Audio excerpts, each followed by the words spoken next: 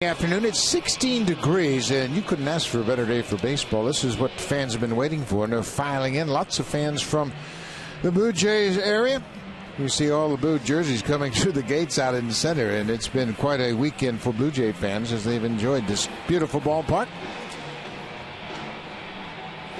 Both clubs have split the first two games of this series, and they're up against a tough pitcher, Corey Kluber. They beat Kluber here in Cleveland last year, but it was a different story at Rogers Center. You know, you mentioned it's a beautiful day right here, but there are some dark clouds looming, and it's Corey Kluber, the Cy Young Award winner. Look at what he did against the Blue Jays last year. He's got that great breaking ball, and he was on target with it last season. And if you look for that breaking ball, he can throw that fastball by you. The Blue Jays are going to be in tough this afternoon against Corey Kluber. Kluber had 9 strikeouts in 7 innings of work against the Jays, and he makes his way in from the bullpen. He's looking for his first win of the season. He's 0-3 to start the season. So they know they're in against a tough customer as John Gibbons continues to juggle his lineup. He's got Devin Travis back in the batting order. He's in the leadoff spot. That pushes Josh Donaldson to number 2. And then Jose Bautista, he's still the DH. He's still unable to play in right field. But he's swinging the bat well. Over his last 4 games, he's at .357 with an OPS over 1.2. And then down in the 6th spot, Kevin Pillar, his last 5 games, he's been swinging a red-hot bat. 9 for 21, 5 extra base hits, 4 doubles, and a triple for Pillar. And that on top of outstanding defense in center field. Here's something hard to believe. Corey Kluber tries for the 6th time to win his first game of the season. Compared where he came from last year, he won the Cy Young last season. He beat out Felix Hernandez by 10 points last year to become the Indians' 3rd Cy Young Award winner in the last 8 seasons. There are his numbers this year: 0-3 with a .424 earned run average. This is about the time of the year, though, last year, Bucky, where Kluber started getting it together. He had a rough April, but from here on out, he won 16 of those 18 games last year. 269 strikeouts for Kluber a year ago. He got 36 already this season. Defensively, we've had a late change here this afternoon. Center fielder is Tyler Holt. It was originally Michael Bourne. He was scratched just before the start of this game. Brantley and Moss on the corners. The infield is a good one. Monty Chisnall at third. Jose Ramirez at shortstop for the first time in this series. Kipnis and Santana, they played every inning of every game so far. And Roberto Perez returns behind the plate to handle Corey Kluber. And Terry Francona was talking about his center fielder Holt, that he brings a lot of energy to the ball club. He was playing all 3 outfield positions in AAA before they called him up yesterday. Devin Travis back in the lineup. He has that bruised shoulder. Took a 1-hop shot off the chest here on Thursday night.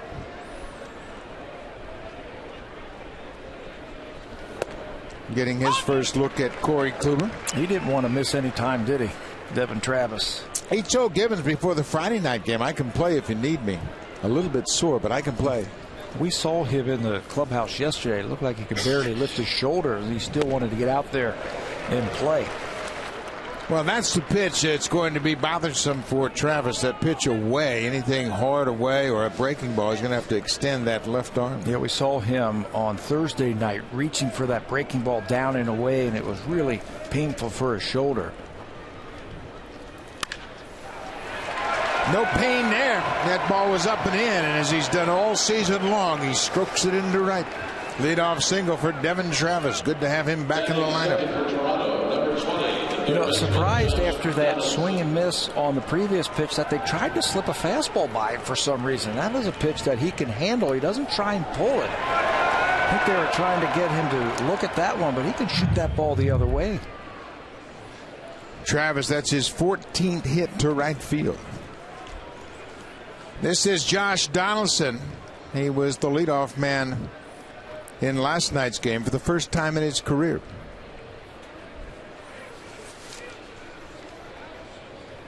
They were getting on him around the batting cage, say, "What, you're too good to lead off anymore?" He said, "I was too good at it." Need you in a more RBI type of situation. You see that .330 batting average right there. That is second among third basemen in all of baseball. Matt Carpenter and Mike Moustakas, have a higher batting average among the third basemen than Josh Donaldson. He's been great. He sure has been great in his first year here with the Blue Jays. Some of you that saw the game last night remember Donaldson limping around the bases, but it's a calf problem that's been plaguing him for a while, and last night just seemed to grab him a little bit more. But it's nothing that's going to keep him out of the lineup, that's for sure.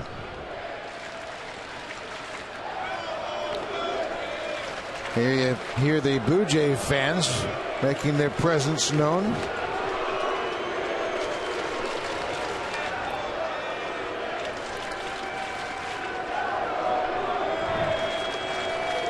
That's got to be a good feeling for the Jays players.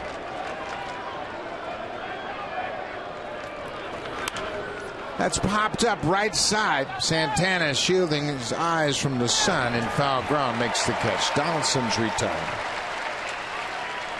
Well, we're going to have to deal with the sky, I think, here at the beginning of this game right here. The sun is starting to set behind the bleachers, and it will affect the right side of the infield. Pretty soon we're going to have to start dealing with the shadows also, and that's never any fun when you're facing the type of pitching that each of these teams are going to be facing this afternoon. 4 o'clock start's always a challenge for hitters. As you can see, the light standard shadows starting to creep toward the field already.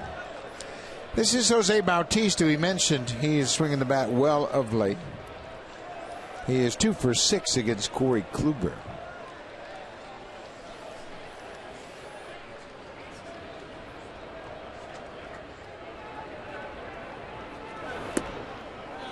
Kluber really throws a lot of pitches down and away. He'll use a 2-seam fastball, a 4-seam fastball, and that cut fastball. Well, he's got so many ways he can get you out. Throws hard enough to throw the fastball by you. I love his ability to spin that breaking ball. And there it is right there. It's a tight slider that looks like a fastball coming out of his hand on the way to home plate, and then it'll break right at the last minute. He doesn't lose much velocity on it. That last pitch was 90 miles an hour.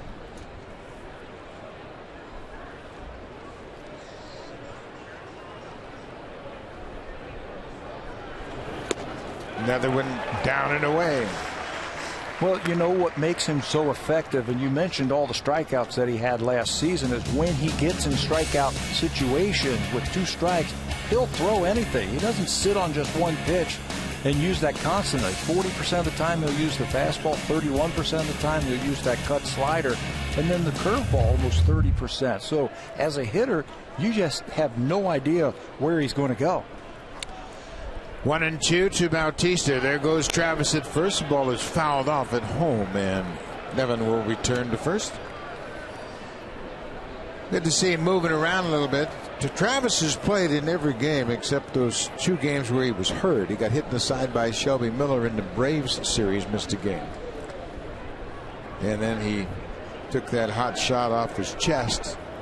He's also been taken out a couple of times at second base. Remember when his ankle got rolled underneath on the slide by David DeJesus? He said that one really hurt. He's a tough kid.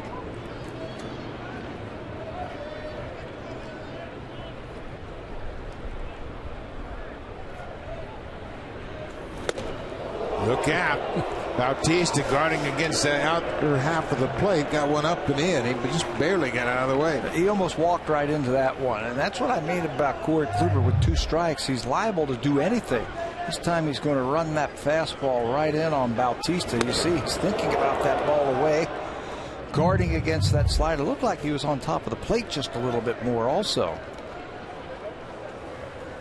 2-2.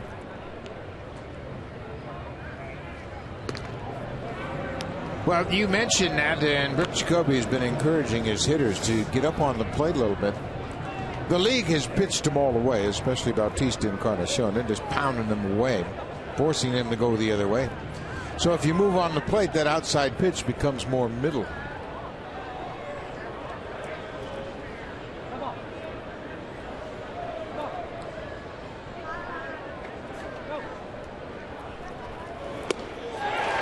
There's that breaking ball. Another different look with 2 strikes.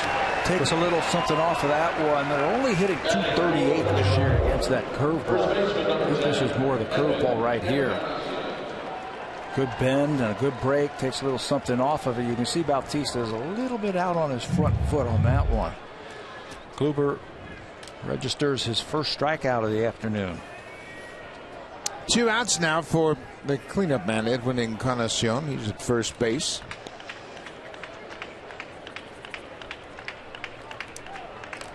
Edwin 3 for 7 in the series so far.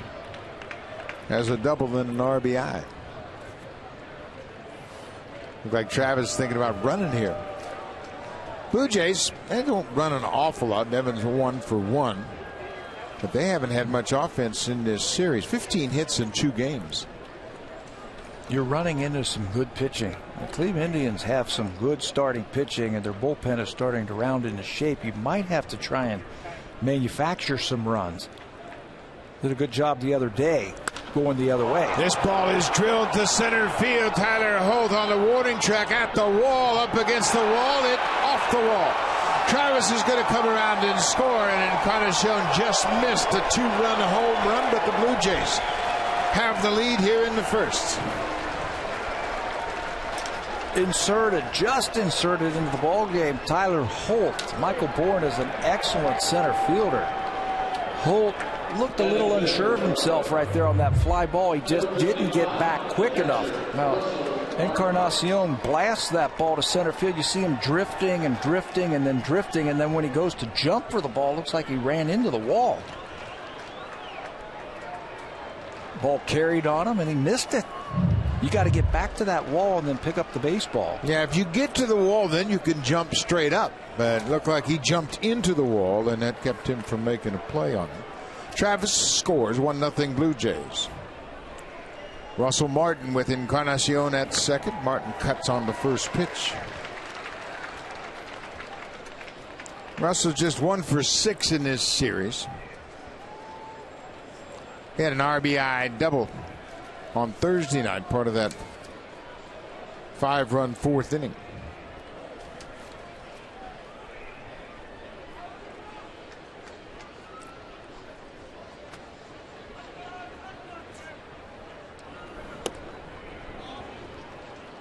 When you don't get any run support the way Kluber has, they've scored just 1.85 runs in his starts. They have a tendency to try to be too fine. Trying to shut out the opposition, and that's a tough thing to do. Yeah, especially in the first inning, you're going to be facing, no doubt, the best hitters of the opposition, and you don't have to be perfect. Not even 2 runs a game for Corey Kluber of support.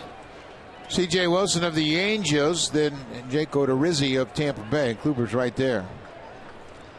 Run support when he is in the ball game at 180.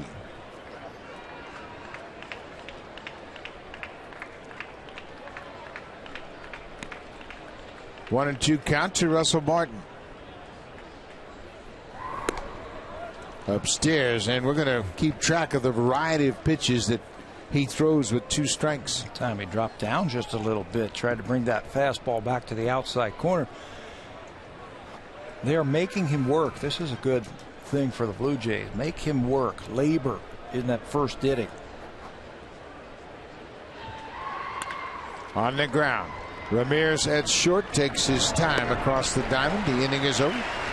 But the Blue Jays score a run on 2 hits. They leave a man, Edwin Encarnacion, in the first inning with 2 outs. Drives one off the top of the wall in center to drive home Devin Travis.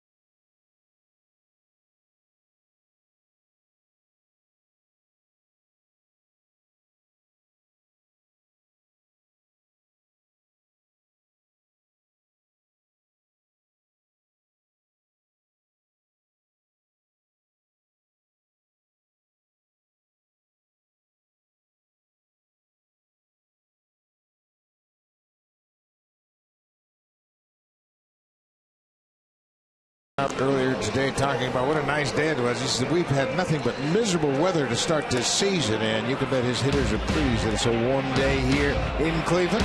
Take a look at the lineup for Cleveland. Kipnis, Ramirez, and Michael Brantley this series against the Blue Jays. He's 5 for 9 with a home run and 3 RBIs. He has really hit well against the Blue Jays throughout his career.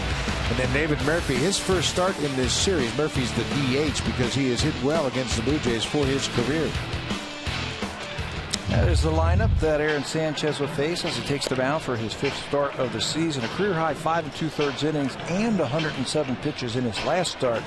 That was versus the Red Sox in Fenway Park. Charged with 3 earned runs, but you know, he looked better as the game went along. You could see the confidence growing in Aaron Sanchez every single day. Forget about the stats right now. You know, it looks like this guy is really starting to figure it out, and Blue Jays are wise to keep him in that starting rotation. Left-handers have had their way with Sanchez. They've hit .389, and he's going to have his challenges with this lineup. There's a lot of lefties in this lineup today. Here's the first of them, Jason Kipnis, the leadoff man.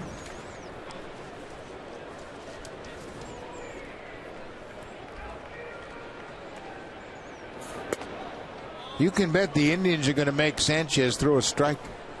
They know all about Aaron and his struggles with the strike zone. They're going to make him throw it over. Well, they also faced Daniel Norris the other day, and they were very patient with him. What did he throw? 78 pitches in 3 innings here on Thursday. And the scouting report is the same with Aaron. Make him throw strikes. 3-1 to the first batter of the ball game. Kipnis 2 for 9 in series. He hit a leadoff home run in last night's game, and he takes a leadoff walk.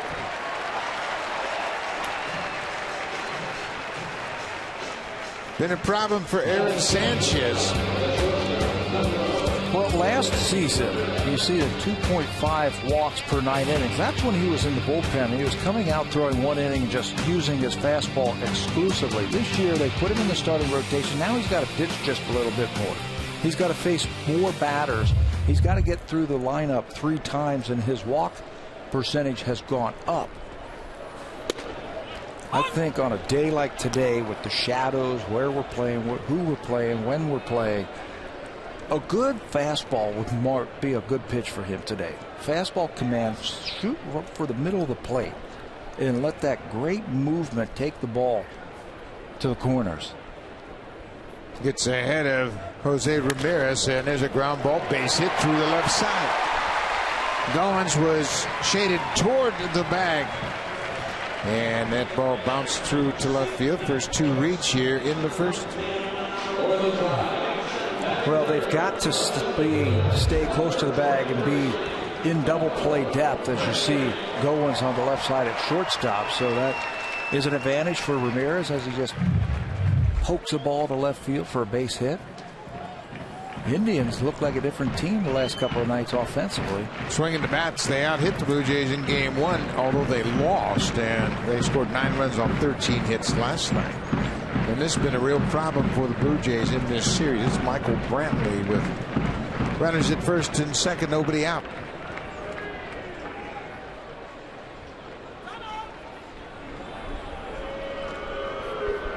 The 2 ball clubs traded single runs in the first inning in last night's game. Both teams hit leadoff home runs. Josh Donaldson leading off for the Blue Jays. Hit the second pitch out of the ballpark. Then Kipnis answered with the leadoff home run of his own. Blue Jays answered that with 3 in the 3rd. Indians came right back with 3 in their half of the 3rd. So they have been a pesky bunch. And they are right in the head of Aaron Sanchez right now. Michael Brantley batting .455 over his last 8 games, including 2 games in this series. There's a breaking ball that Sanchez throws over. It's a ball on the strike. He's their best hitter by far, Michael Brantley. Looked up some of the numbers today off of the fastball. You know what he's hitting this year? 500 off of the fastball. So that breaking ball might be a big pitch. They come right back with it. One thing we're starting to see with Sanchez is a smoother rhythm.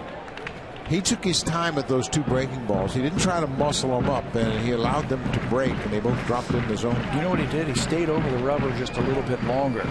Talking to him a couple of starts ago, it felt like he was getting out there and his head was moving and the ball just wasn't coming out correctly. Ground ball. Encarnacion at first, goes to second. Goins for 1, back to first. Not in time. Blue Jays are going to have a look at this one. John Gibbons already out the top step saying, wait a minute. We're going to check with our video room to see if we want to challenge that call at first. Encarnacion made a pretty good throw. And then you take a look at the stretch at first base by Sanchez. He's clearly safe. That one won't take long. That is a tough ball to turn over. The 3-6-1 double play to the first baseman, the shortstop. It's because of the 2 long throws. Long throw from the first baseman, and he's got to come all the way back to the bag. And Brantley just runs too well. That play is always easier for a left-handed throwing first baseman because his arm is in that position to make a strong throw. Right over the back. This is Carlos Santana. 1 down. There goes Brantley. Martin doesn't have a shot. Brantley, his second steal of the season. Russell made a good choice not to throw that ball. He's thrown out 10 base runners, the best in major leagues, but he had no chance there. They got a scouting report on Aaron Sanchez. Watch him lift that front leg, and he's gone. He's halfway to the bag before Aaron lets go of the ball. Santana grounds it to third. Donaldson looks the runner back at second. Kipnis comes in to score. And just like last night, both teams have scored a run in the first. It's a 1-1 game. There's still 2 outs. Last night it was the home run in the first inning. Today it's the manufacturing of runs. Blue Jays with a 2-out hit and now a ground out with a runner at third. Good base running there by Kipnis going on contact. In Sanchez's last start against the Red Sox, he was staked to a 3-run lead and gave up 2 in the bottom of the first. And what did he tell us the next day after we talked to him about that? That was the thing he was most upset with. They gave me a 3-run lead and I gave 2 of them right back.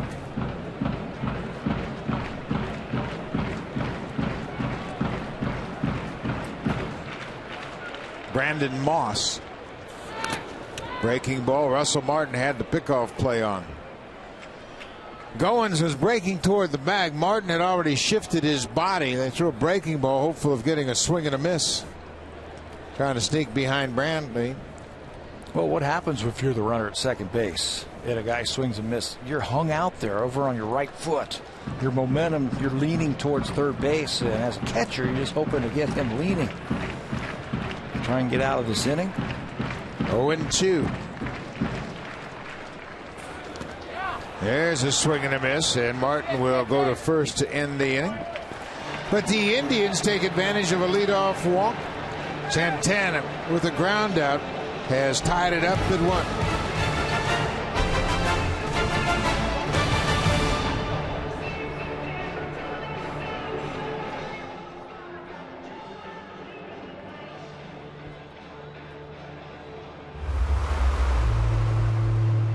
Blue Jays on Sports. Presented by the 2015 Honda CR-V.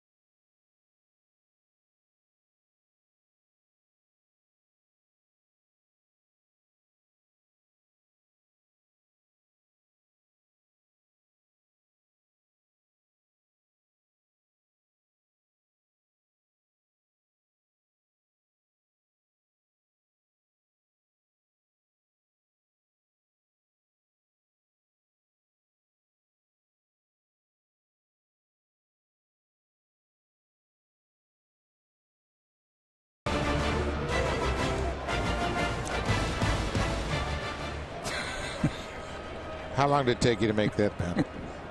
High and deep. Lots of great Blue Jay fans here. We want to thank you all for saying hello when you come to town. That's an old baseball card. Who is that guy? I don't know who that guy is.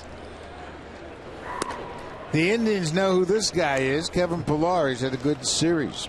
Pillar 3 for 8 with a double and a triple. He had his first big league triple in the game last night. Drove in a run. I like all the extra base hits we're starting to see off of his bat now.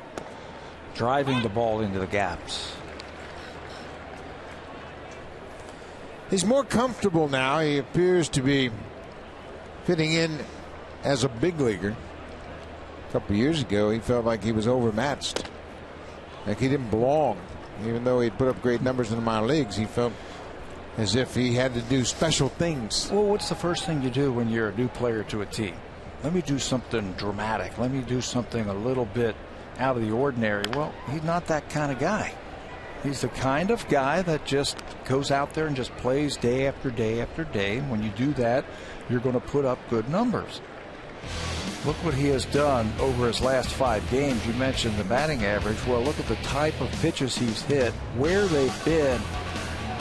The impressive part is all the different colors of those circles, that he's not hitting just one pitch. This is a fly ball into right. Brandon Moss comes in quickly and makes the catch. That's the first out of the top half of the second. But Pillar's got an extended period and an opportunity to play. And if you're just joining us, Dalton Pompey has been sent back to AAA Buffalo. Pillar will be the everyday center fielder. Michael Saunders is in left field today. First time he has been in left field this season with the Blue Jays, and he's off to a slow start. 2 for 20. He bunts it off home plate. That's going to be a fair ball, and Saunders legs it out. Good idea against that sinking fastball. He got top half of the baseball, bunted it right off home plate. Roberto Perez, his throw not nearly in time at first. I don't care who would have fielded this ball. I think Michael Saunders was going to beat it out because it went right off the top of the plate. The fielders had to wait for so long for that ball to come down, and Michael beats it out for the base hit. Well, and you know what's impressive about that? He's got the confidence that he can run it out. Coming off that knee surgery, starting to feel a little bit stronger each day. Brian Goins, he has a hit against Kluber. He's 1 for 3. Well, 0 for 4 in this series.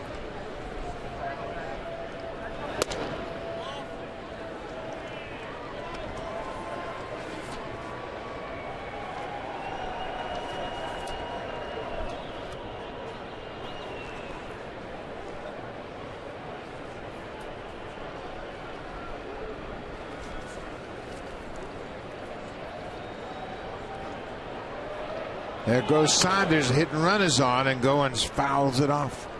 Those are the kind of things that you have to do when you're facing a very tough pitcher in Corey Kluber. You're going to take your chances with the hit and run. And John Gibbons over the years has shown that he's going to gamble like that.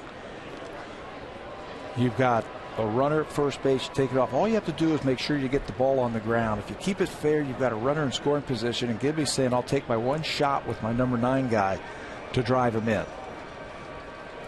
And maybe I'll get lucky and an infielder cover the bag and open up a hole. That ball is trouble all the way down into the right field corner. It's going to go up against the wall.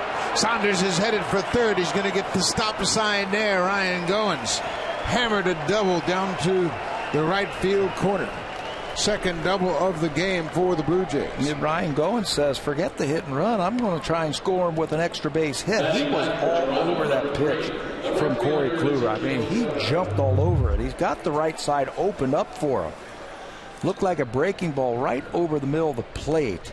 And talking to the Indians people, they said that's been the problem of Kluber. His breaking ball just hasn't had the bite like we saw at the beginning of the game.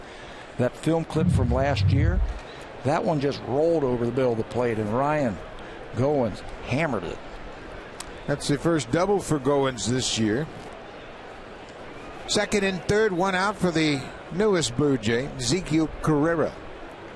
Came up from AAA Buffalo. He was with the Jays in spring training.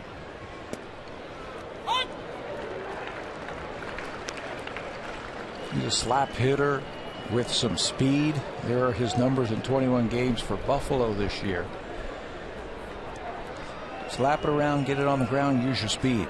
If you keep it in the middle of the diamond right here, you're going to get yourself an RBI. Carrera's had two different stints with the Cleveland Indians, so he's familiar with this ballpark. Bill Welke down third said that he went around. It's now 0-2. Carrera is from Venezuela. He's 27 years old. Last year he spent 45 games with the Tigers. With 261 and just 69 at bats. Choke up right here, shorten up that swing. You gotta make contact. 0-2. Couldn't pull the trigger. Kluber, unpredictable with two strikes, threw a fastball about lower high and strikes out Carrera. Had a little bit of a tail on it, and I think that's what froze Carrera. Watch this ball come back just a little bit and catch the inside part of the plate. He was obviously looking for the breaking ball, and Kluber crossed him up with a fastball. Big strikeout. Devin Travis singled and scored in the first inning. He had a line drive single to right. It was a pitch on the inner half of the plate. They're going away right here.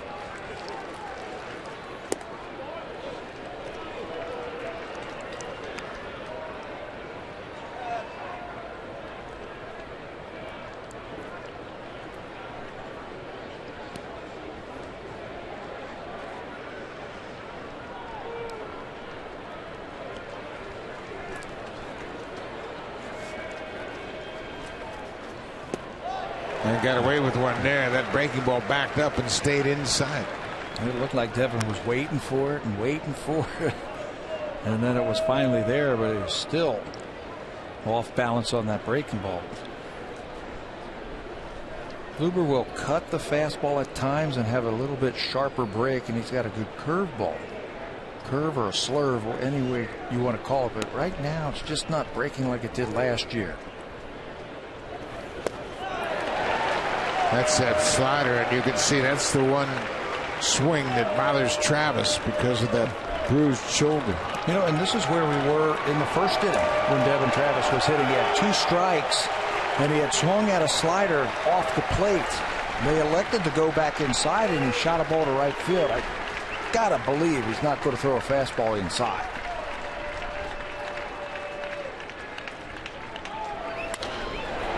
Ball is hit to center field. Hope back. Just in front of the warning track. Makes the catch. Travis is retired. The Blue Jays get 2 hits with Strand to pin. We go to the bottom of the second. It's a 1-1 game.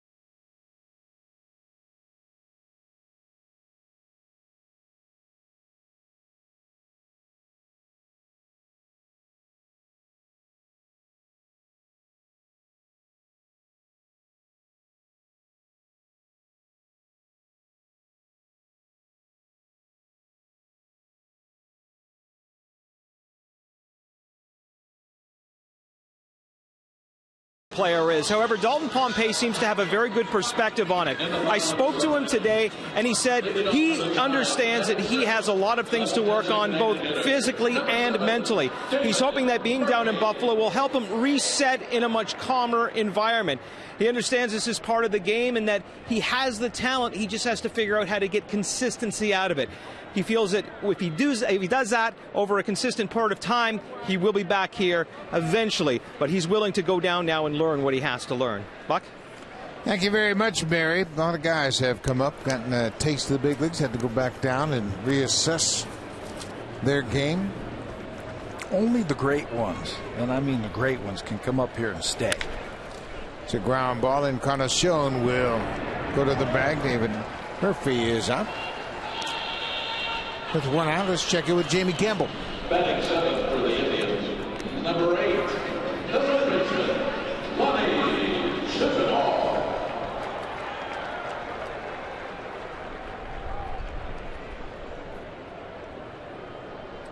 New York is playing very well, and of course last night Alex Rodriguez hit his 660th career home run, ties the great Willie Mays. Red Sox had some bad news last night as well, as they lost their catcher Ryan Hannigan, a broken finger, and Blake Swihart, their switch-hitting young catching prospect, caught today and got a base hit. Another bouncing ball to first. Chisenhall grounds out as well. 3 unassisted. Get that sinker work in. That's what it looks like is happening so far here for Aaron Sanchez. Get that hard sinking fastball working. Just let it eat, as they say. Shoot for the big part of the plate and let that ball work to the edges. This is Roberto Perez, the catcher. He did not play in the game last night. Brett Hayes played and hit a 3-run home run. So for his good effort, he gets to stay on the pine.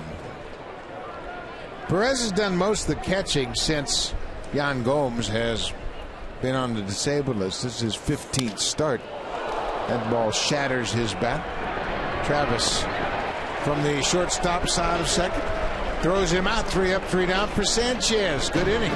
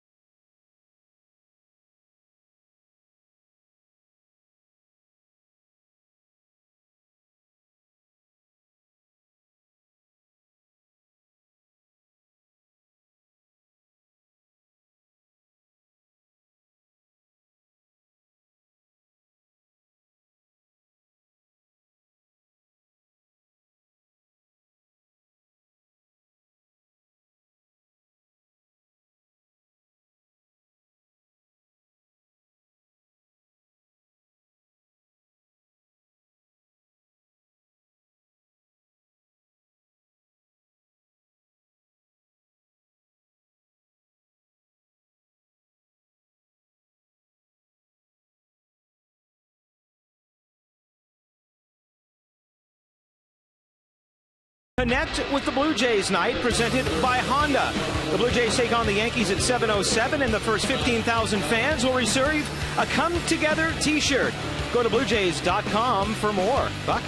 Thank you very much, Barry. The Yankees will be in for a 3-game series, and then after an off day, it'll be the Boston Red Sox. So a 6-game homestand with 2 big AL East rivals. And we get to see Blake Swihart for the first time. They have been asked about Swihart all winter long. Phillies want Swihart, along with half of the other roster spots for Cole Hamels. They want the shortstop, Mookie Betts, and the catcher. Anything else? How about Paul Revere's house? This is Josh Donaldson.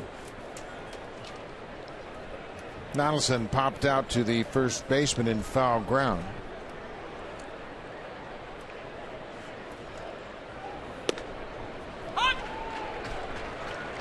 Donaldson, as we mentioned, been kind of dealing with a calf injury, but it's not even worth talking about. He won't even acknowledge it. You can see him once in a while running around the bases kind of gingerly. It looks like it's bothering him, but you're not going to get him out of the lineup. He's hot. He got a .326 average, 6 homers and 17 RBIs.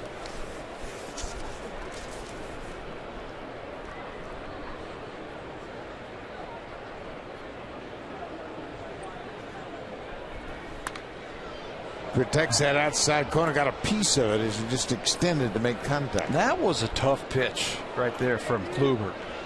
In between the breaks, you and I were talking about Kluber, saying, well, maybe he needs to use the fastball a little bit more early in the count and then use the breaking ball. That was a good pitch right there. And Donaldson fouled off, spoiled a good pitch. Well, we talk about Yan Gomes being on the disabled list, and Corey Kluber thinks that Yan Gomes is the best catcher in the league. And you can bet he misses his presence behind the plate.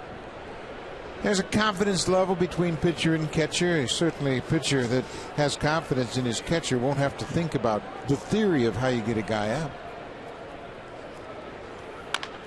Bouncing ball to the right side. Santana will shovel to Kluber, who got the bag. He swiped at it as if he missed it. And Tim Leeper said he got it. First base coach said don't worry about it. But the way Kluber kicked at the base suggests that he felt like he missed it initially. I think his spike then dragged across the top of it. You can see Santana. There it is, right on the bag. You can see Santana. It took him a while to get to the ball and then throws the ball behind Kluber. Ideally, you want him to get that ball early so he can catch it, take a step or two, and then find the bag all in one motion. But he retires Donaldson.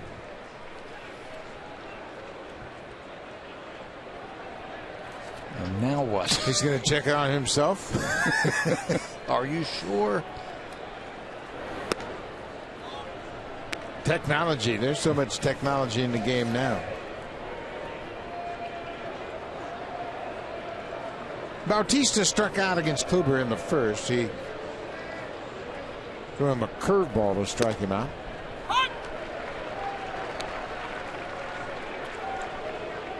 Did you have a pitcher where you had a synergy? You were talking about Yan Gomes and Corey Kluber working together, and Kluber having a lot of respect for.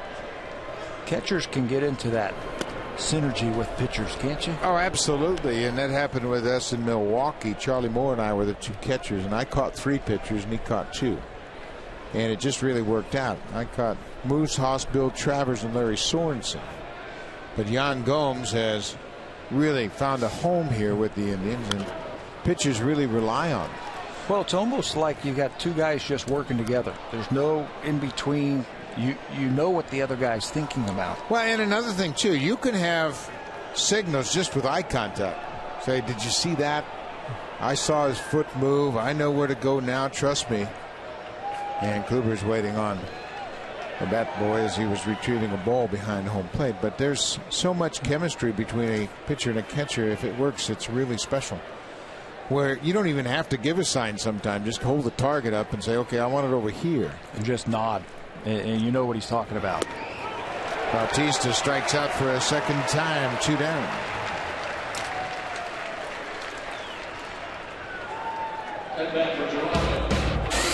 The DIY Expert Sale, only at Home Building Center and Home Hardware Building Center. Homeowners helping homeowners with expert advice.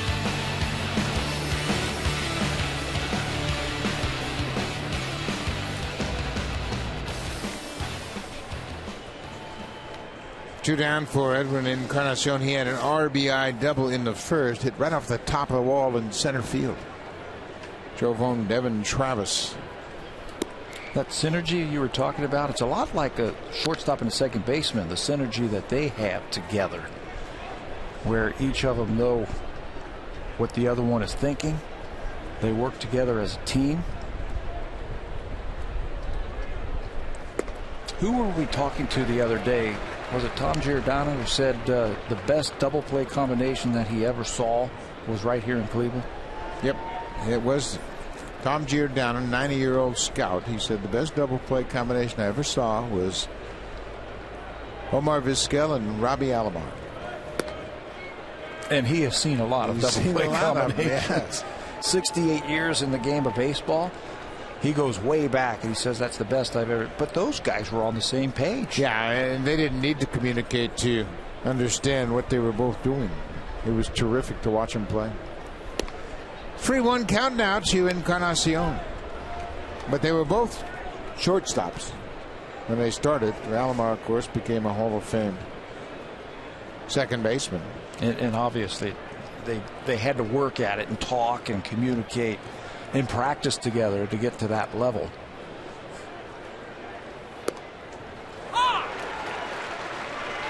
They continue to work Encarnacion away. Kluber can throw a breaking ball on any pitch, and this might be a good time to throw something other than a fastball.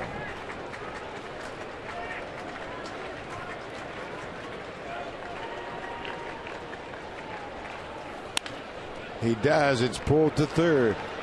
Chisenhall, strong throw.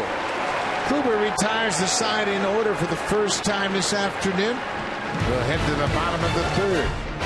Holt, Kipnis, and Ramirez.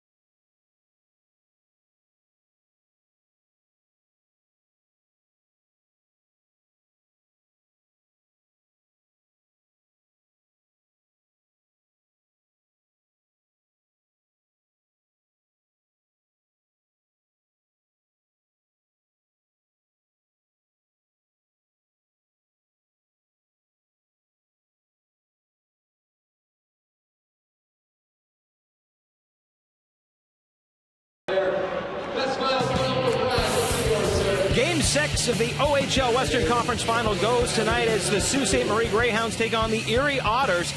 Sioux is trailing this series 3-2. You can watch it on Sportsnet and Sportsnet 360 beginning at 7:30 Eastern, 4:30 Pacific. Buck?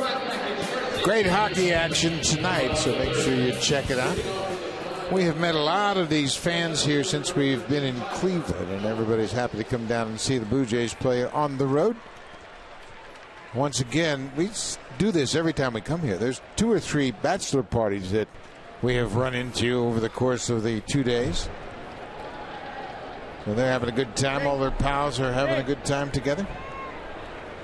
Aaron Sanchez had a good inning. Retired the side in order. This is Tyler Holt. He's 26 years old. Came up last year and played a bit with the Indians. He has just been called up. He came into the game as a defensive replacement earlier in this series. AAA Columbus, that's where the Indians farm team is. Take a look at that on-base percentage, .438 to go along with the .328 batting average. Was not in the lineup. Just minding his business today, and then right after batting practice got the word that Michael Bourne had to scratch. Sanchez, his second strikeout of the afternoon.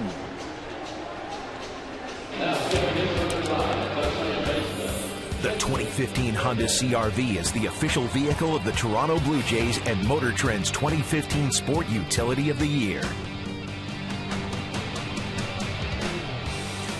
Aaron Sanchez has retired 6 in a row, and that's the kind of groove you want to get into. Now back to the top of the order. He walked Jason Kipnis to start the ball game, and Kipnis came all the way around to score.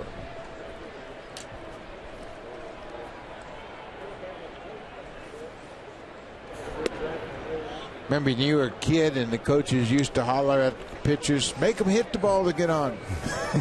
No free passes. A walk's as good as a hit. There's a strike.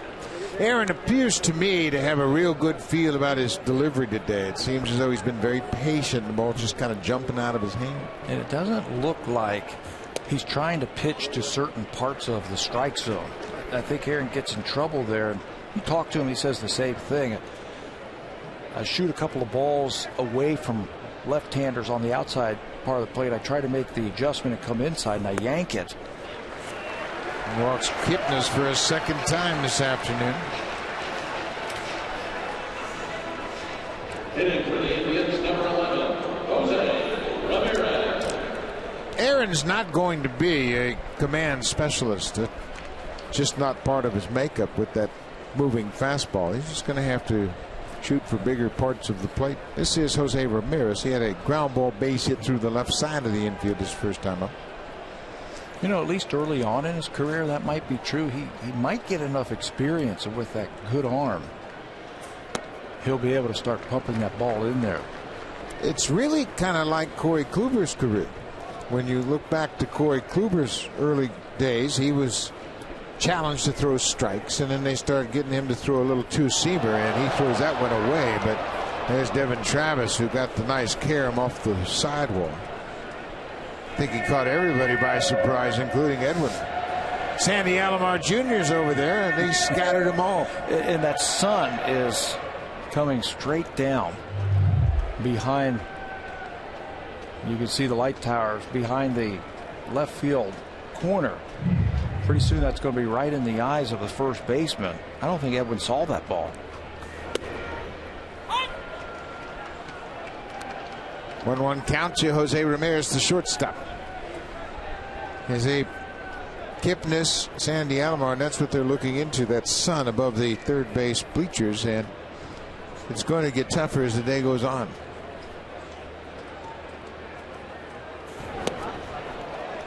Good breaking ball. Again, I like the rhythm of that delivery when he throws his breaking ball. He's not trying to make it break. He's just trying to throw a good pitch with it. And the break is taking care of it. Yeah. And the hitters have to deal with that right there. He's standing in shades of the light tower. The one that's really troublesome for the hitters is the shadow right in front of home plate. As a hitter, the ball is in sunlight, and then it comes through those shadows right in front of home plate, and it disappears. And then it's back into the sunlight. Very difficult time right now to hit. Like a strobing effect as it passes from sun to shade, back and forth. And as hitters, you're just, if you're a couple guys down the line in the batting order, you're just praying for those hitters to take a lot of pitches and take a lot of time so that sun goes down. Kipnis got a running start. They had no chance whatsoever, but Ramirez grounds out the second baseman, and Sanchez just allowed Kipnis a running start. He was halfway to second before the ball was put in play. And Ramirez did him a favor by swinging at that ball. Kipnis would have had a stolen base. Brantley stole a base in the first inning pretty easily, and Kipnis had one there. Well, the Indians hitters and base runners know that Sanchez is worried about throwing strikes, so when you get a guy on, he's more focused on the plate than he is first base, at least for the time being. Michael Brantley.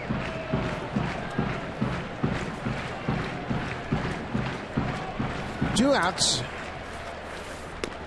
Well, that's a good pitch to start the at-bat. Nice curveball for a strike. Remember, he's hitting 500 off of the fastball this year, Michael Brantley, so you got to show him a little something extra. He'll hit a line drive 1 out of every 3 at-bats this year, and it tells you what kind of player he is. Right past Russell Martin, and Kipnis moves to third. That has been a challenge for Russell all season long. You call for a pitch, you expect it to be on one side of the plate, and these young pitchers will miss all the way across the plate. Watch his reaction here. Remember we said how hard it is to hit? Well, it's got to be hard to pick the ball up to catch it also. He was set up on the outside part of the plate, and that ball ran all the way to the inside. Wild pitch charged to Sanchez.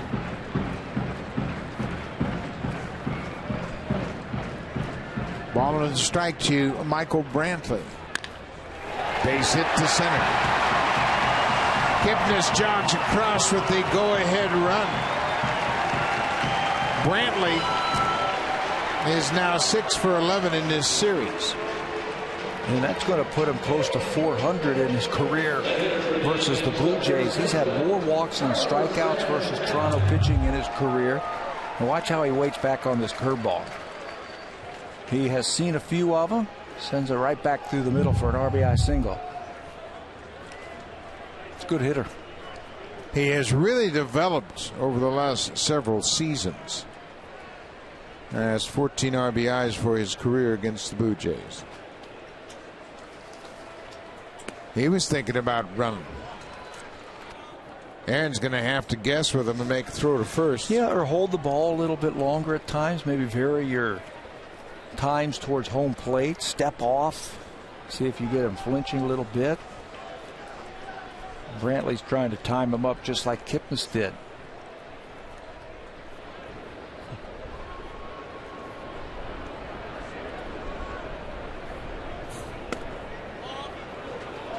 It's just off the outside corner. It's 2-0 to Santana. Santana picked up an RBI on a ground out.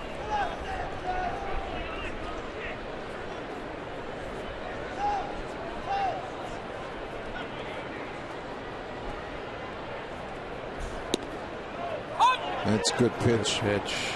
Down in the strike zone, 94, and it was moving. The Indians don't have a lot of power in their lineup, especially against the Blue Jays. Santana is the one guy who has reached him. In the lineup today, he's had the most career home runs against him, 5. And he was looking for number 6 right there.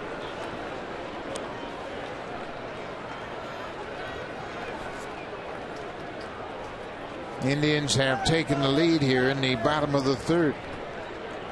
Michael Brantley with an RBI single.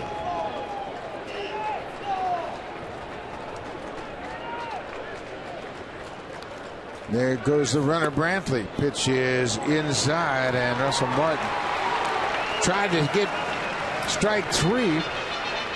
Brantley with the stolen base. That's his second of the afternoon. His third of the season.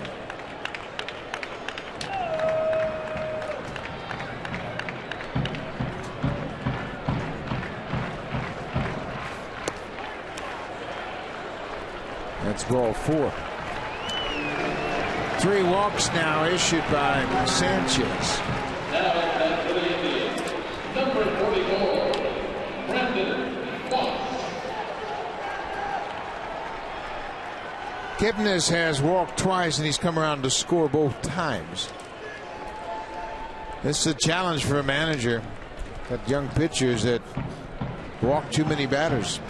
It's also a challenge for a young pitcher like Aaron Sanchez to stop the bleeding right here. You don't want a 1-run inning like the Indians have had so far to get into, a 2, 3, 4-run inning. Finish it off right here.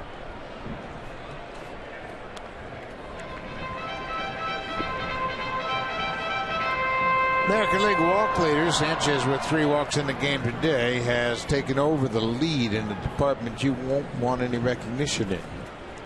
Too many walks for Aaron Sanchez, including 7 in 1 start.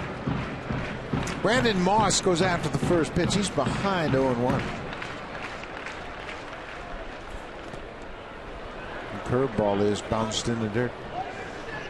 Moss is a very good fastball hitter, and he's swinging the bat well.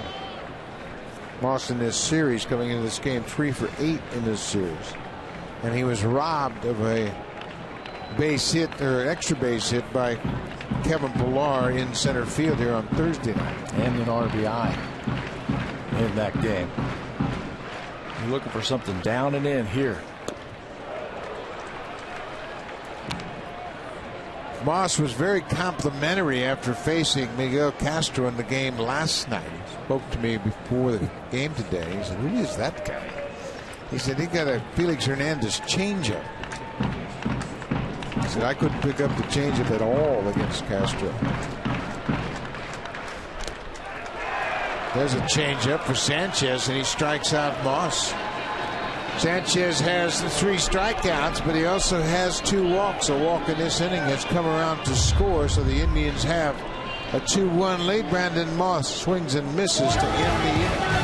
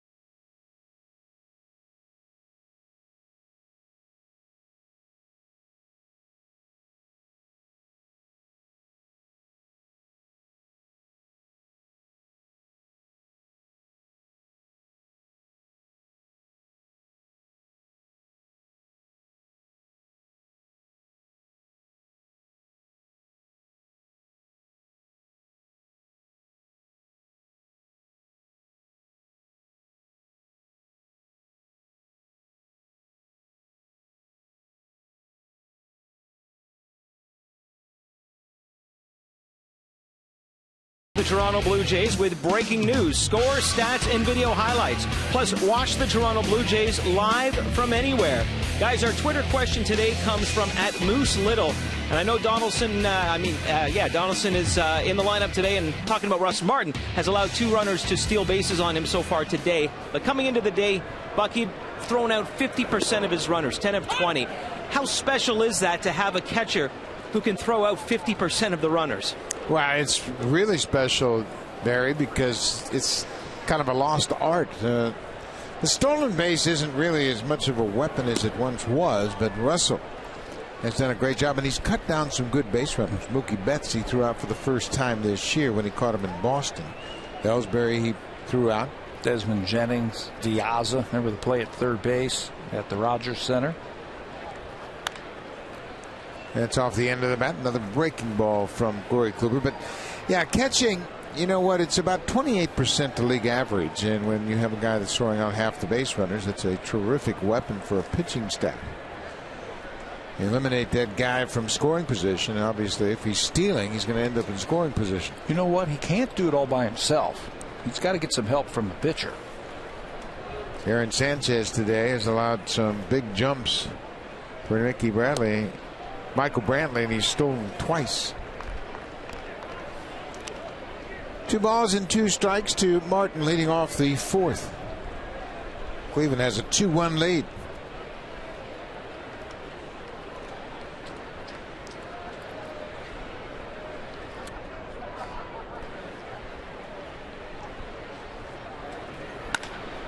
That's a hanging breaker ball, and it's hammered by Russell Martin, and that one is gone.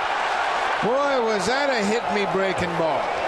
He threw it right up out over the plate, and Russell Martin, as we have seen this year, has got power to the opposite field. Yeah, and all of his big hits and extra base hits are going to right field. That's where his power stroke is. Home run number 4 on the season for Russell Martin. And Corey Kluber, again, the breaking ball has not been snapping off like it was last year.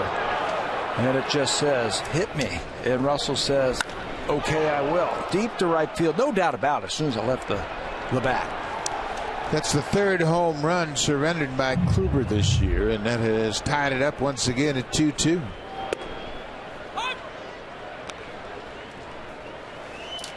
Russell starting to swing the bat a little bit better. He has now 14 RBIs to his credit.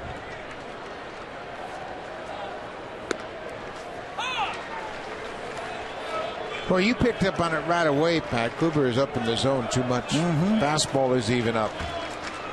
You know, it looks like that arm is getting, hands getting underneath the ball. The arm's dropping just a little bit, and that's causing that ball to get up in the air. Up, there's another fastball that's up. Last year, he just got into a groove and just kept on rolling with it. It's one of the finest seasons that an Indians pitcher has ever had.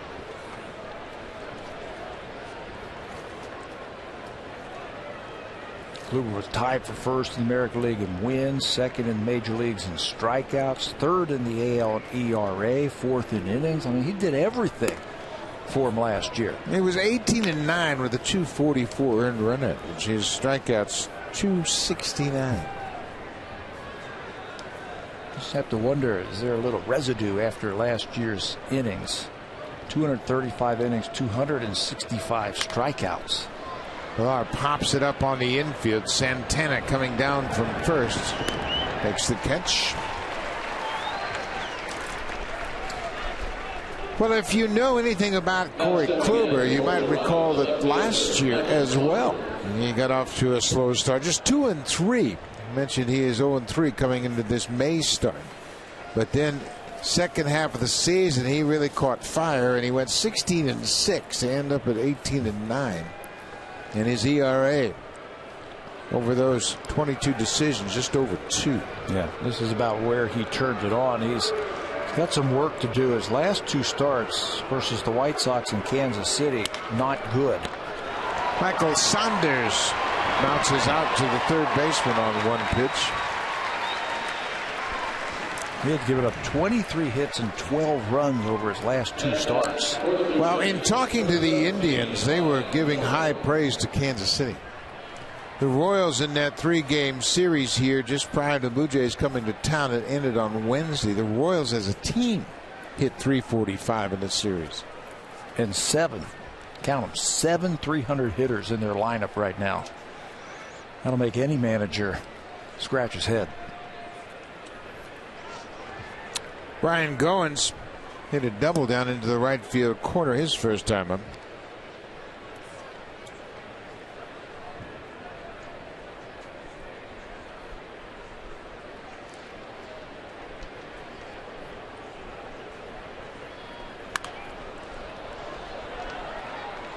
Everything is up top of the zone for Kluber. I don't think he means to pitch that way. I just don't know that he's been able to hit the ball down.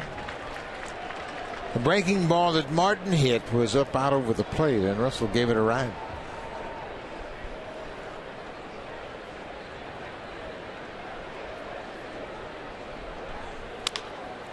Kluber comes off the mound to make the play.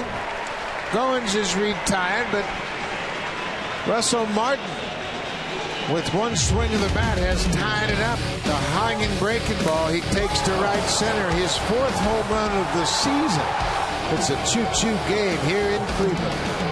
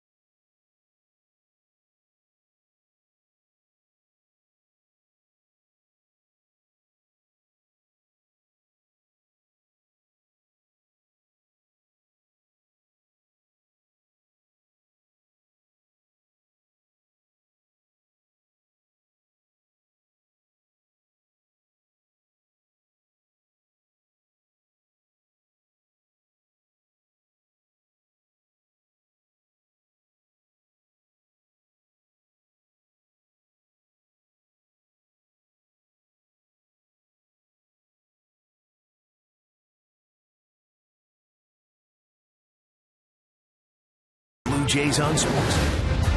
Presented by the 2015 Honda CR-V, Motor Trend's 2015 Sport Utility of the Year. The birthplace of rock and roll, Cleveland, Ohio, and of course the Rock and Roll Hall of Fame down on the shores of Lake Erie, about 3.5-4 blocks from this ballpark. Done a nice job of revitalizing downtown Cleveland. They've built some new hotels and some great restaurants, and all the visitors from Canada have enjoyed it. We've seen them all over town. David Murphy will lead things off against Sanchez. It's a tied game, 2-2. Here's another one of the guys right here, David Murphy, who's been a thorn in the Blue Jays side, hasn't he, over the years?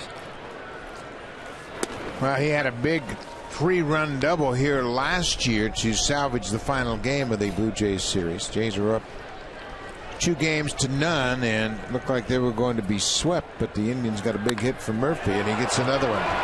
That's a breaking ball. It's hammered to right. Carrera stays with it and makes a nice running catch. David Murphy sat back and got that curveball, hit it pretty hard. Carrera stayed with it, made a catch, and slammed up against the wall in right. Ball normally flies out of here to right field. You got a jet stream here, but this afternoon it's blowing in from right field. David Murphy thought he got all of that one, but it holds up just enough for Carrera to haul it in. And Aaron Sanchez, he knows he got away with a little bit of a breaking ball there. Well, Carrera knows this ballpark well. We mentioned he's had 2 different stints with Cleveland. He played in 68 games here in 2011. 48 and 12. Then he went to Philadelphia for a short time and came back to the Indians in 2013. Lonnie Chisenhall grounded out to first base in his only at bat. Bouncing ball up the middle. Goins will throw in time. 2 down.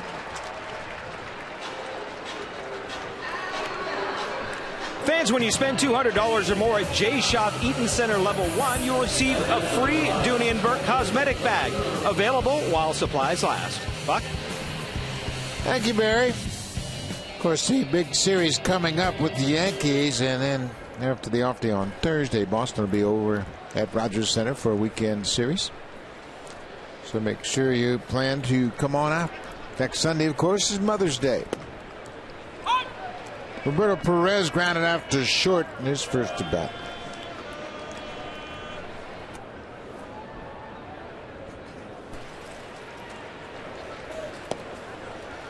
That curveball's been good all afternoon. Yeah, how can you not be happy with what you've seen so far from Aaron Sanchez? The fastball's got a little bit more control. He's keeping it in the strike zone, and he's throwing a good breaking ball. For a second time this afternoon, Aaron Sanchez sits down the side in order. Same 3 here in the 4th. We'll go to the 5th. It's a 2-2 game. Now it's time for Blue Jays Central Update. Here's Jamie Campbell and Greg Zahn.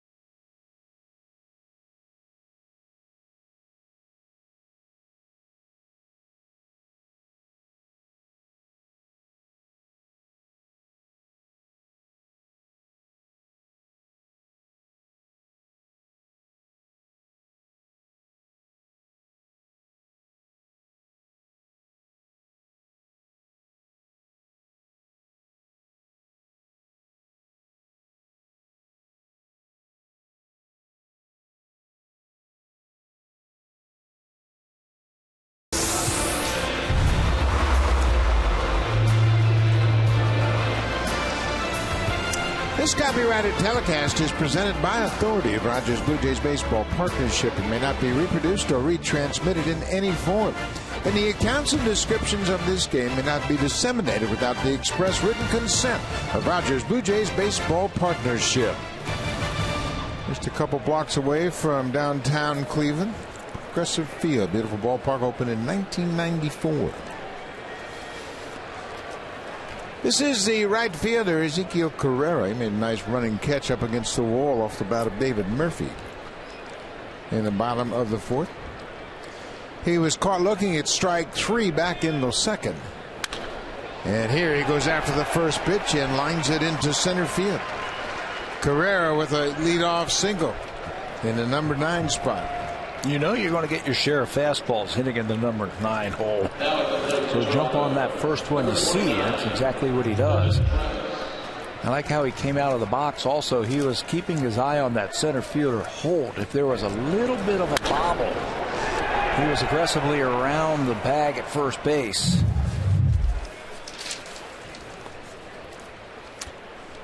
Blue Jays can play hit and run with Travis at the plate because he handles the bat so well. Carrera runs well at first. Not going. Strike 1 to Travis.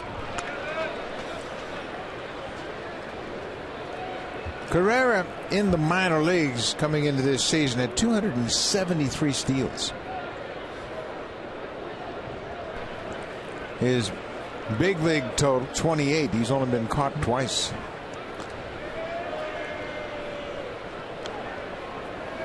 It's one of the reasons that he is up here right here. Get on base and use your speed to your advantage. They were hoping they would get that from Dalton Pompey, but Dalton was just not able to get on base enough to use his speed. No, he thought about it. He broke, and this ball is hit down in the corner in right. Brandon Moss, long run, and he's not going to get it. It's a foul ball. Moss going down into that right field corner. Just couldn't catch up with it, and it sliced away from him, but it was a foul ball. Boy, Travis can drive the ball hard to the right side, can he? Yes. He's hit about 3 or 4 balls off the top of the wall in right field, and outfielders are playing a little bit deeper now. The scouting report is getting around. Devin Travis can power a ball to right field. He just stays behind the ball so well. Lets it travel and then gets his whole body into the swing.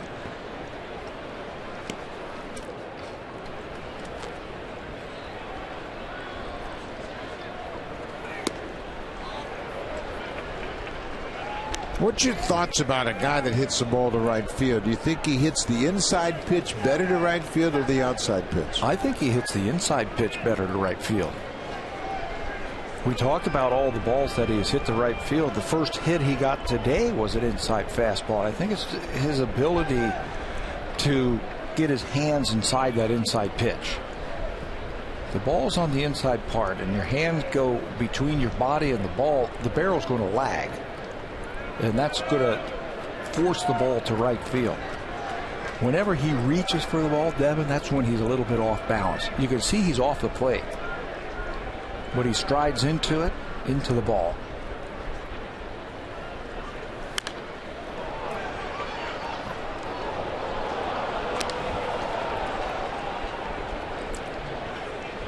Devin has really spread the defenses thin.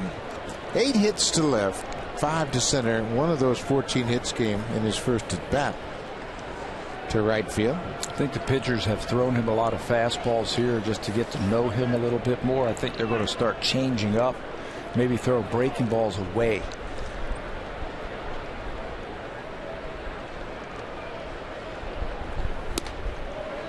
Up and away. That's the one that hitters have to reach for if they're going to hit it to right, and it's more of a challenge to hit that pitch to right than it is inside. You lose all your power.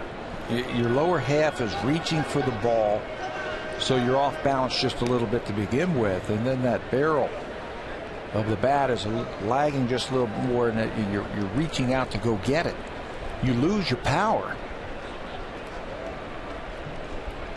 And there goes Carrera, and Travis had to protect, so he fouls it off. You know, and it doesn't matter where pitchers have been throwing Devin Travis. He's been able to hit every pitch in every location. Here's the hits by pitch type and their location. There's a lot of fastballs. You can see them sprinkled all over that chart. But you look where those pitches are. They're inside, and most of his hits are to right field.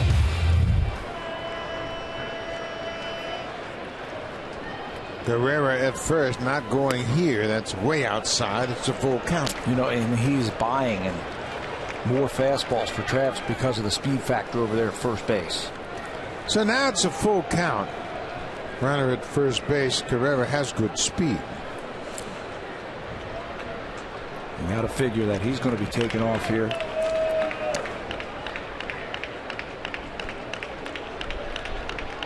There he goes. Ball 4. So Kluber walks the first batter of the afternoon, and that puts 2 runners on. Kluber has 3 strikeouts, now 1 walk. Blue Jays have 6 hits against Corey Kluber, including Russell Martin's solo home run that tied it up in the 4th.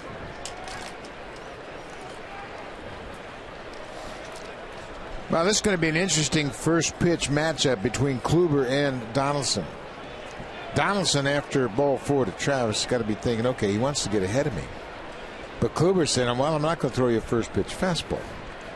So does Donaldson switch and look breaking ball? Of the 9 players that are in the lineup today, only 1 of the players have hit a home run, and it's Josh Donaldson off of Corey Kluber. He's looking for number 2.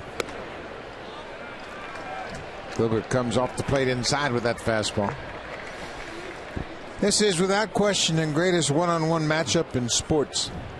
Good hitter against good pitcher. Cy Young Award winner. MVP candidate.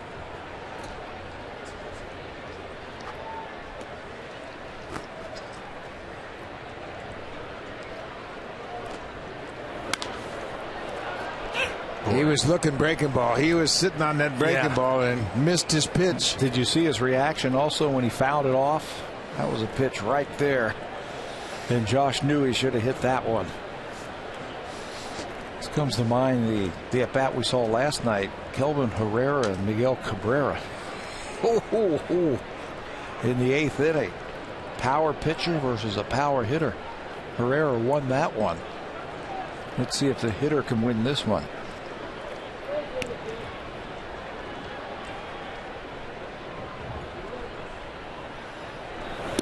Off the plate outside. Donaldson was the leadoff man for the Jays last night. He finished up the night 2 for 3. He was on base 4 times. He homered, singled, walked twice, and struck out. 0 for 2 so far this afternoon against Corey Kluber.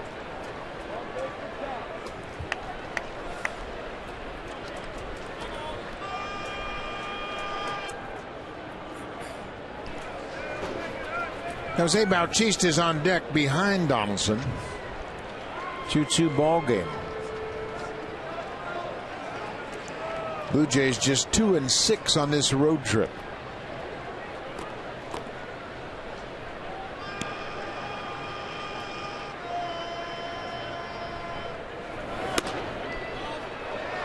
Good eye.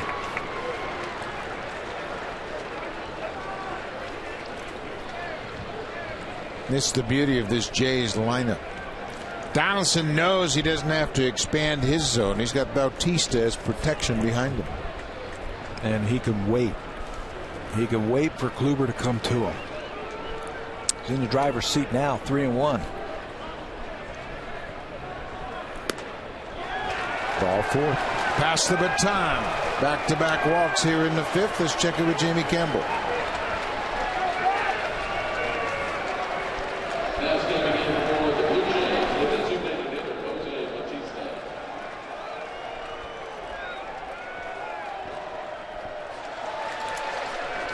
The Phillies have been asking for a king's ransom for Cole Hamels, and Hamels' ERA edging up toward 4. They might have been prudent to make the deal in spring training. It's Mickey Galloway, the pitching coach, out to talk to Corey Kluber. All three men have reached here in the fifth. Number 9 hitter Ezekiel Carrera singled to center on the first pitch. Travis walked, as did Josh Donaldson. The bases loaded for Bautista. If you're the Blue Jays, this is what you want right here. You got that number 9 hitter with speed. He gets on base. He turns that lineup over. A couple of base on balls against Kluber, and you got your best hitters coming up now with runners on. Kluber has won the matchup so far this afternoon with Bautista. He struck him out twice. Bautista coming into this game over his last 4 games hitting .357. He's got 4 career grand slams.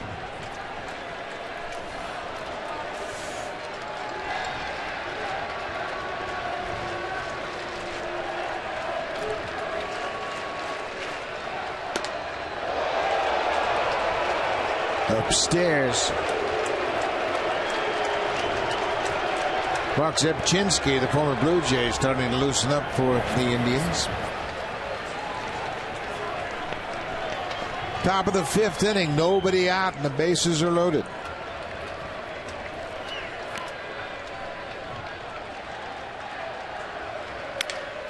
Broken bat, that's going to get through for a base hit. Carrera's in to score. Right behind him is Devin Travis, and Bautista has given the Blue Jays the lead. As a pitcher, where do you go to when you're facing Jose Bautista and the bases are loaded? Where do you go to? There's no place to put him on the bases. So he throws a big breaking ball, and Bautista shatters his bat. But with the exaggerated shift, the shortstop cannot get to that ball up the middle. It's not hit hard enough, so Travis scores easily. Bautista got that one off the end of the bat and broke it, but he'll gladly trade 2 RBIs for a broken bat. RBIs number 14 and 15 for Bautista, and the Blue Jays have a 4-2 lead. Kluber's not out of the woods yet. Still nobody out. Encarnacion at the plate. He's already driven in a run.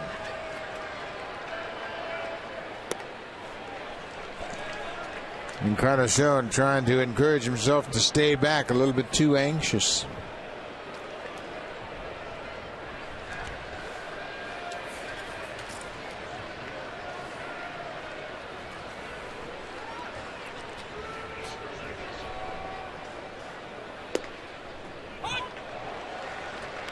Ball on a strike.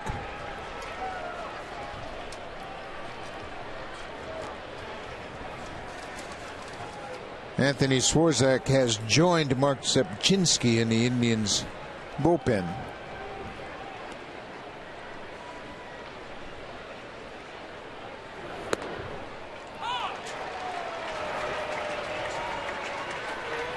Zebchinski, the left-hander, Swarzak, the right-hander. This has been a pretty good bullpen last couple of years for Cleveland.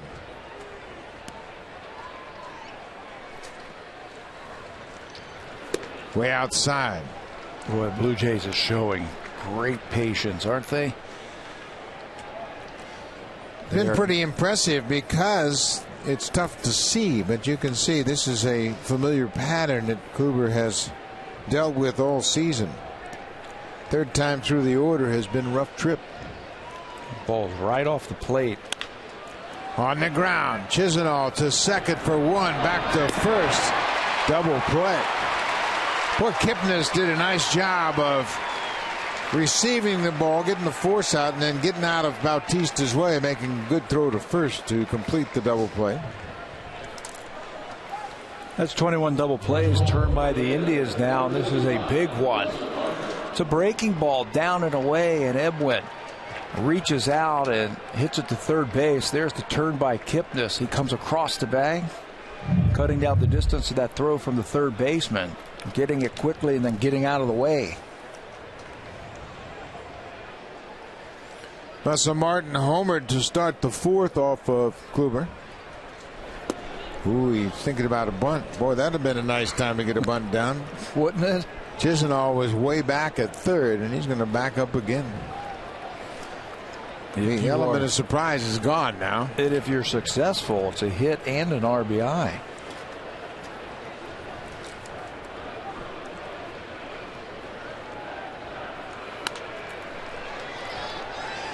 Martin's got that outside corner covered.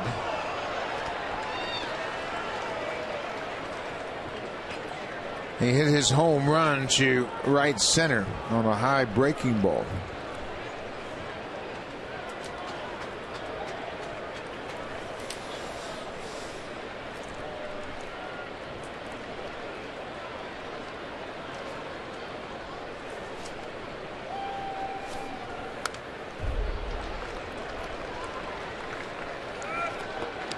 Kluber is really discouraged by the fact that a lot of pitches have been up here this afternoon.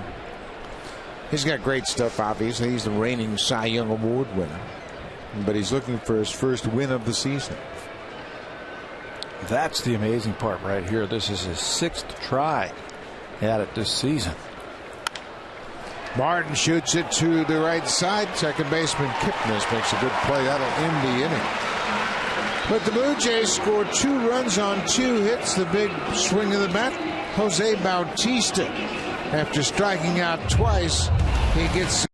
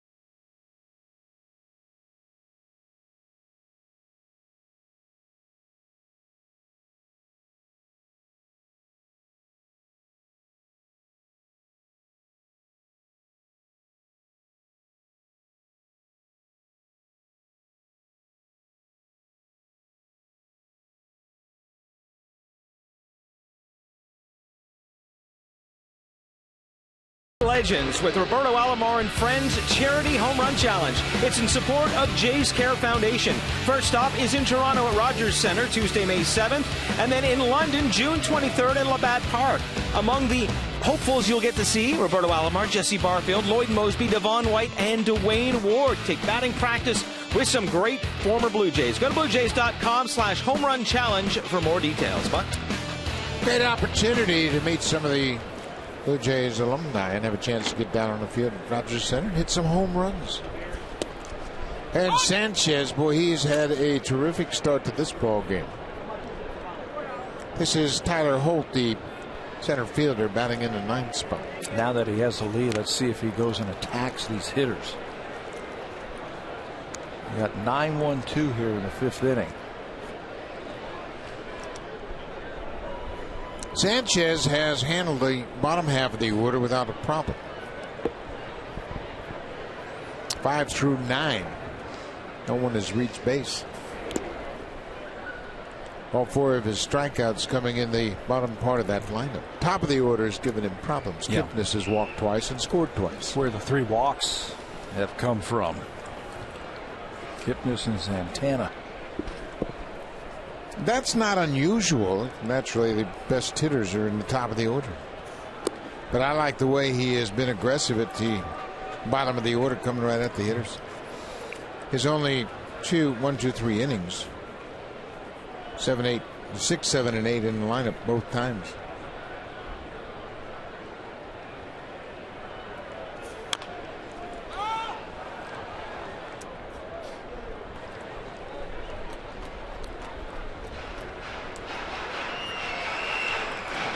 Aaron Sanchez coming to this game with a 5.03 earned run average, but I think the one thing that you look at is the consistency, his ability to get 5 innings and more. He has come into this game with 3 straight outings of at least 5 1/3. John Gibbons told me earlier today he wants 8. Who doesn't? Nice. Well, that's been a good curveball all afternoon. Another strikeout for Sanchez. That's number 5. The DIY Expert Sale, only at Home Building Center and Home Hardware Building Center. Homeowners helping homeowners with expert advice. Cleveland NBA playoffs going on right next door. It'll all start Monday night at the Quicken Loans Arena. Of course, King James will be front and center, playing the Washington Wizard in second round. You're missing their power forward, Mr. Love. Yeah, that's unfortunate. Not good. He's done for the season with that shoulder injury. Jason Kipnis, as we mentioned, he's walked twice and scored both times. Key to that, don't walk him. Keep him off base. You know, you were talking about his last start, Aaron Sanchez' last start in Boston. You know, the one thing I was impressive about that, it took him 100 pitches to get through 5 innings. And a lot of times managers will say, okay, son, you've hit 100 pitches, you're done. John Gibbons sent him back out there. Yeah. Sent him back out there and pushed him a little bit further. He got 2 outs in the 6th inning.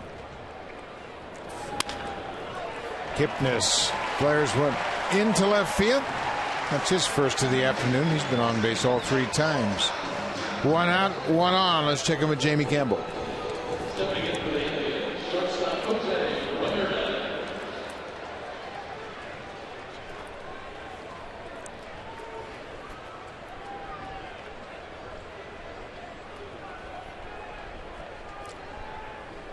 They out-hit the Cardinals 12-6, but as Jamie mentioned, 18 left on base. Carlos Villanueva, the old Blue Jay, credited with the win. He is 3-1 on the season.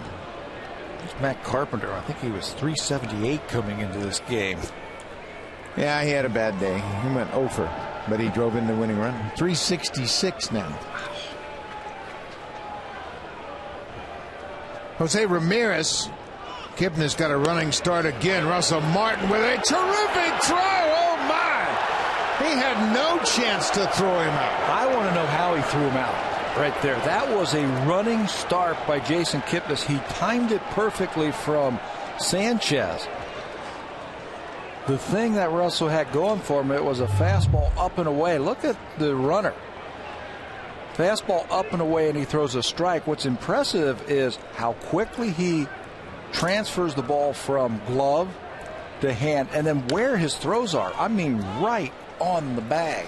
You know what? He was actually standing up when he caught that ball because he could see the great jump at first base. So he came out of his crouch and he was just hoping, give me something I can catch right now because I'm going to have to hurry it. It was almost like a pitch out.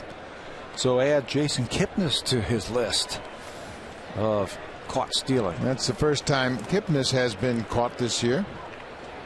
Watch it one more time. You're right. He was firing out. He sees that he gets a great jump, so he takes off. And it's a fastball away. He's so quick with the transfer and the release. Boy, that's a great feeling. After your pitcher has given up a big jump at first, you're able to throw out a base runner. Michael Brantley has a pair of steals today, but Kipnis is gunned down by Russell Martin. If that throw is anywhere other than right on the bag, Kipnis is safe. John Gibbons appreciates that. There's so many intangibles that a catcher brings to the party that you can't keep track of. Ground ball up the middle. Goins gets a tough hop in between. That's going to cost him. They try to get over in front of it. Just as he got there, the ball kicked off his glove, hit his chest, and he didn't have time to recover. It'll be an error on the shortstop Goins. Yeah, you got to make your decision. Do I come up and try and get that short hop? And it's an in-between hop.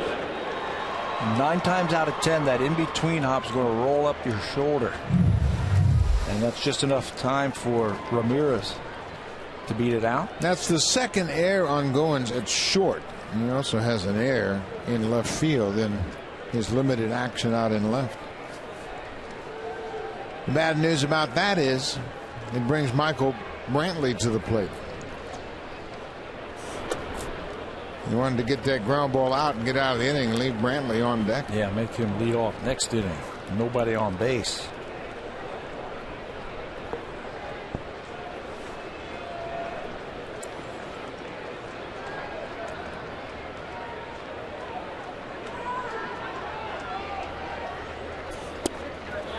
Snap throw to first, and Ramirez is back in.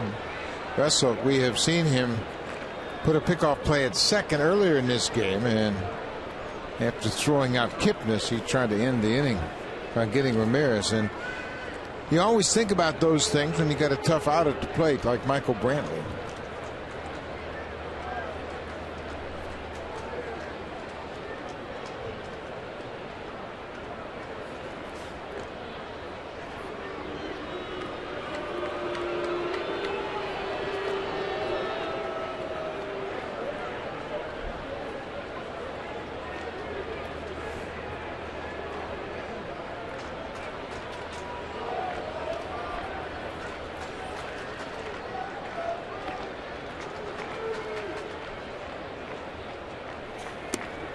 Three and 0.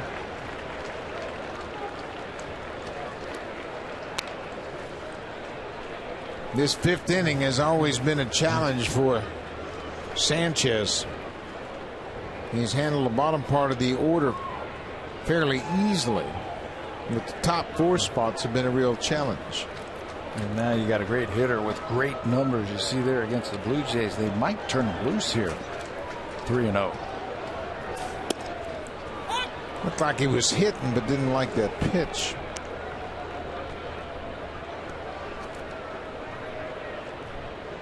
The top four hitters have come to the plate 10 times. They've reached base 9 of 10.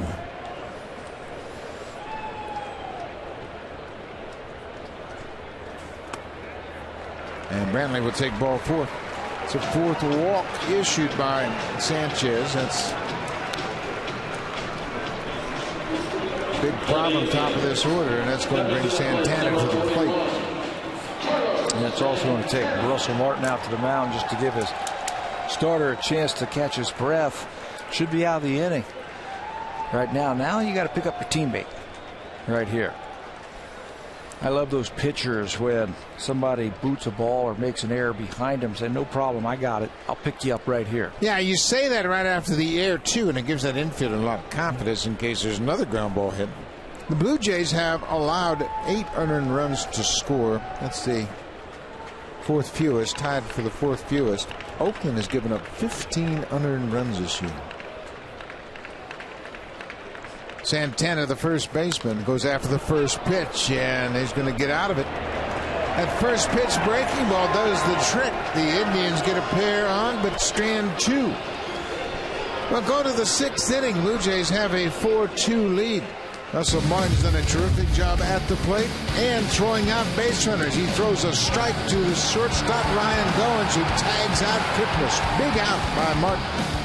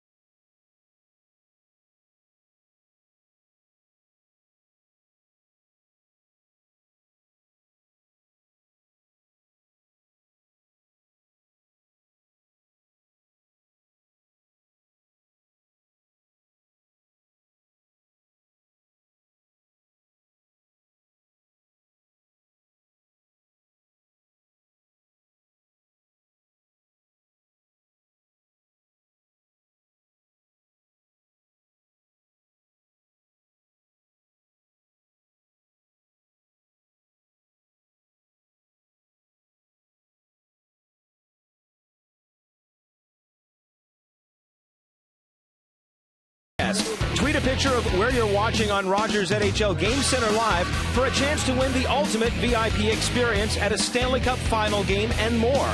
Visit sportsnet.ca/Stanley Cup moments for more details. Buck? Thank you, Barry. There have been some great moments already in this round of the Stanley Cup playoffs. The Rangers beat the Caps to even the series a game apiece this afternoon. Kevin Pillar jumps on that first pitch and drills it over the glove of Michael Brantley in left. Pillar is making a turn, and he'll stop at second base. Another double for Kevin Pillar. Another extra base hit. You know, he's not just massaging the ball into the outfield. He's driving the ball. We saw him triple to right center field here yesterday. And then jumps all over that first pitch fastball. Watch where this ball is. They want it down and away. Kluber gets underneath that one. And it rises in the strike zone, and Pillar touches him up for a double. Kevin Pillar has now tied Robinson Cano and Yoenis Cespedes with 9 doubles for the American League lead. With 9 doubles, Corey Kluber is out of the game. Pillar, with that double, has knocked him out of the ball game here in the 6th. Michael Saunders is the scheduled batter for the Blue Jays, so Kluber still looking for his first win of the season. It'll be Mark Zepchinski, the former Blue Jay, entering the game. Man at second base, Blue Jays already up by 2. Michael Saunders will face Zepchinski when we come back to Cleveland.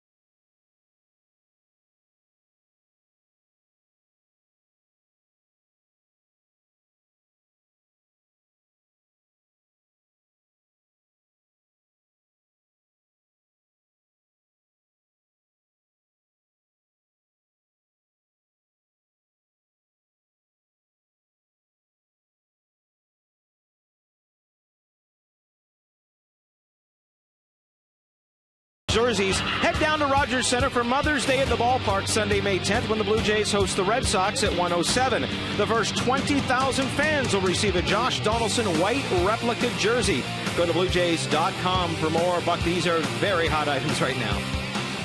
They sure are, Barry, and it'll be a great Mother's Day gift, so make your plans to come out to Rogers Center. This is Mark Zepchinski.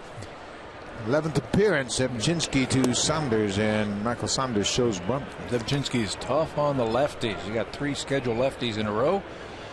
And there's what Zepchinski has done in 10 games this season. Lefty's a little bit higher this year versus the right-hander. He's got that good, hard, sharp slider that he uses a lot to the left-handers. Saunders bunts it and bunts it foul. Michael Saunders had a bunt base hit in the 2nd.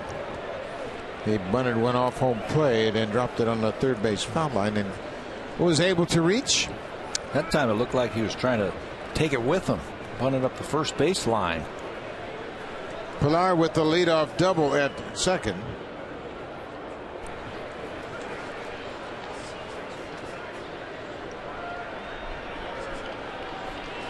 Zepchinski was traded by the Blue Jays to the Cardinals July 27, 2011. And that was a multiplayer deal. He was traded with Octavio Dotel, Edwin Jacks, Corey Patterson. That's when they were making all those trades Bottom line is that the Blue Jays ended up with Colby Rasmus, Brian Talent, P.J. Walters, and Trevor Miller. Zebchinski went to the Cardinals, had a couple of good seasons in St. Louis. Pitched in the postseason with the Cardinals.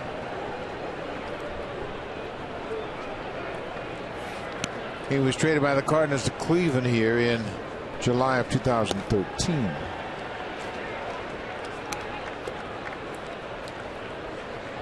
Zebchinski was a starter in the Blue Jays system.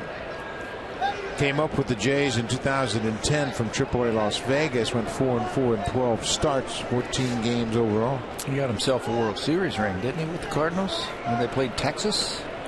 2011.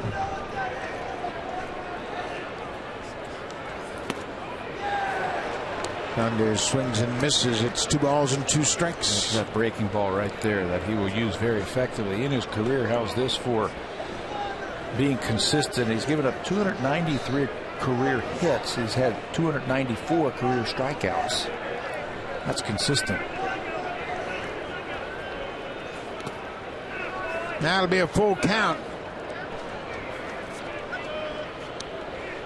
Be interesting if Saunders can reach.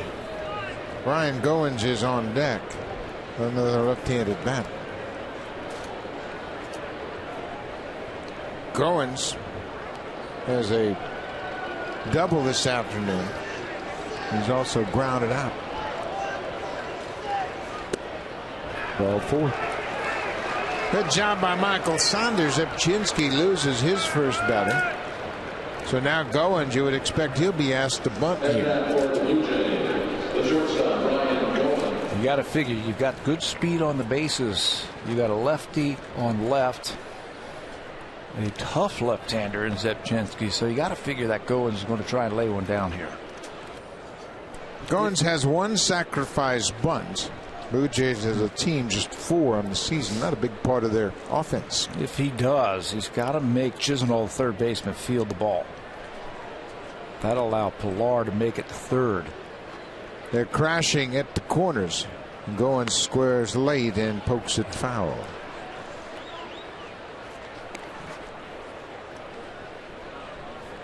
Got to get that bat head out in fair territory. Make contact in front of home plate, and that'll improve your chances of getting it down in fair territory. Now you can step up in the box to make sure that you get that ball into fair territory. Step a little closer to the pitcher.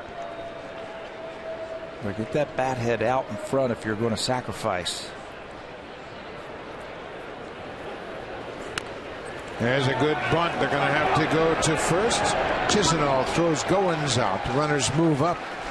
Second sacrifice bunt of the season for Ryan Goins. It was a good one. Yeah, you have to do all the little things to help your team win.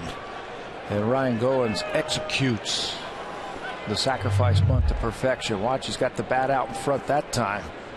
See where that bat was, out in fair territory? Deadens the ball when he hits it off the end of the bat, and that allows the runners to move up. So Danny Valencia has been announced into the game. He is going to bat for Ezekiel Carrera. Valencia now will go back to the dugout as Terry Francona has come out. So Francona takes the ball from Zebchinski. Zebchinski walked Saunders and then gave up the sacrifice bunt. Pinch hitter is Danny Valencia, right-handed bat, so it'll be Anthony Swarzak coming in for the Indians. Second and third, 1 out. Blue Jays threatening to add on to their lead.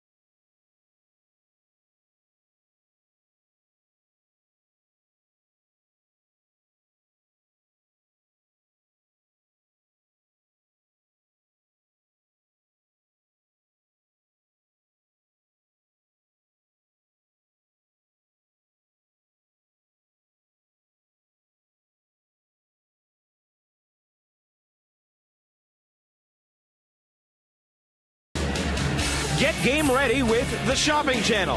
Find everything you need for the Stanley Cup playoffs and the Toronto Blue Jays. Shop tsc.ca. Big moment in the ball game here is Mark Zepchinski was summoned into the ball game to handle Michael Saunders. He walked Saunders and put 2 runners on, and then Goins sacrificed the runners to second and third. New pitcher into the game is Anthony Swarzak, his 9th appearance.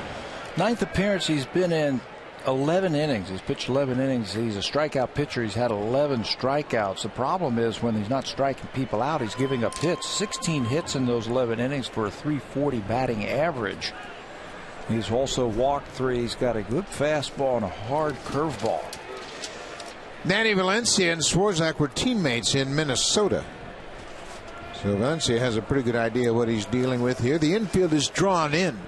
Blue Jays have a 4-2 lead. Valencia chases that first pitch breaking ball. That's where he's going to get those strikeouts right there. Danny looked like he was sitting on the fastball. Danny's 0 for 2 as a pinch hitter this season. He is 3 for 12 against right-handed pitching. That's a .250 average. And I love the approach he had the other day where he just served the ball the other way. It might serve him well in this situation against a hard-thrown right-hander. Both pitches well out of the zone away. Tough to see. We've talked about that all afternoon. The shadows have totally engulfed the mound area. So Valencia is trying to pick up that baseball out of the darkness around the mound, and then there's a strip of sunlight right in front of home plate.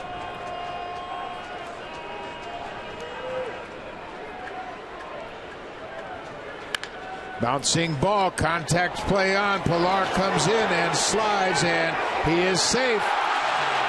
As Perez dropped the ball, he put the tag on Pilar, but he dropped the ball. So Pilar scores, and for Valencia, Pilar's hustle gets him an RBI. Boy, they should have got an out right there. They were running the contact play, taking a chance that the Indians would mess up, and they did. Chisenhall gives him a good throw, and he just doesn't come up with it. Got to catch the ball first. Nice slide by Pilar to go around it. There's the ball sitting right underneath him. Every day he does something to help you win a game. Terrific slide. He got his hand on the plate as he went around the catcher. It's an error on Chisenhall. RBI for Valencia. Back to the top of the order. Devin Travis missed last night's game because of that bruised clavicle. He has singled and walked and scored a pair of runs.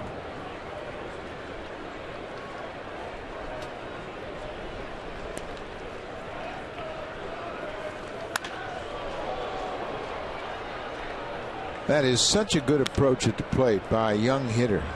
He has nothing on his mind except going the other way. That ball out over the plate, the best ball to drive to the opposite field. Right now he's got a guy at third, less than 2 outs. He's just trying to get him home. Any way you can. You don't want a strikeout right here. Travis hasn't done that a lot this year. Tough pitch. Now he's got a battle. It's 1-2 for Swarzak.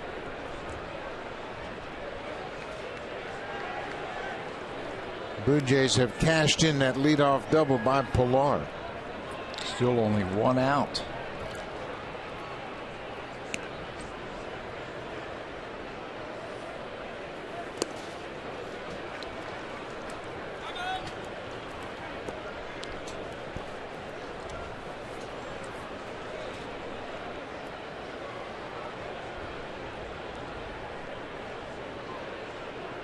Devin Travis was the Blue Jays Honda Player of the Month for the month of April, his first month in big leagues.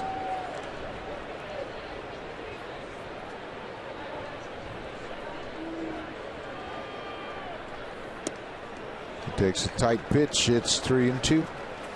That's the thing that the Blue Jays were impressive impressed about with Travis in spring training. These types of at-bats right here. Long at-bats. He had that 8-pitch at-bat back in the 5th inning against Corey Kluber where he ended up walking. This type of strike zone awareness, very impressive. There goes Valencia. It's ball 4. Bases will be loaded. So Travis has reached base all 3 times. And you can hear the locals a little restless. Another walk issued by the Indians. That's 4 so far this afternoon. Now Josh Donaldson will come to the plate with the bases loaded. Still just 1 out. He had a couple of runners on last time and was very patient. Kluber ended up walking him. Donaldson's hit .425 with the bases loaded for his career.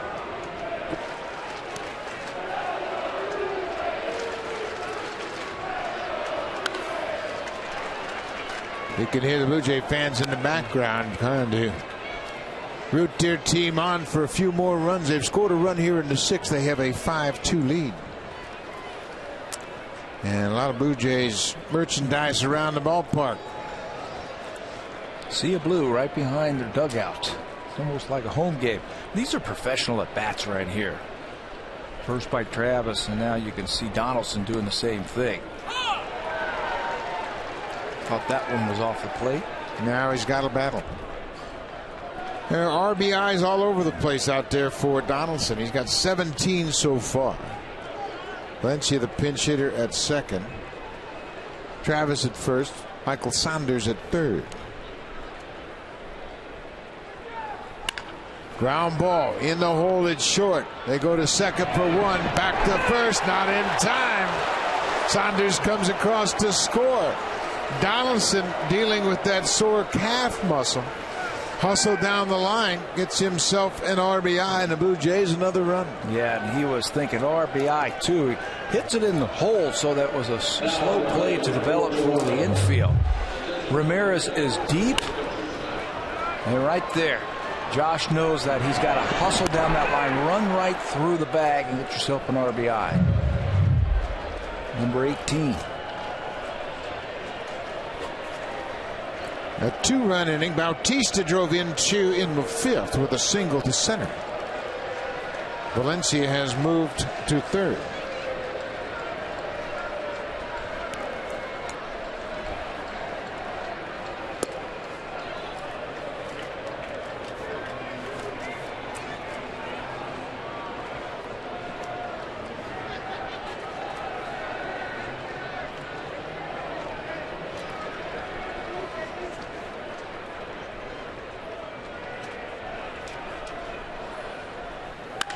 Bautista drives this one in the alley in left center, and that's going to go all the way to the wall. Valencia's in to score. Donaldson's being stopped as they got it, and he ran right through the stop sign, and he's in there safe.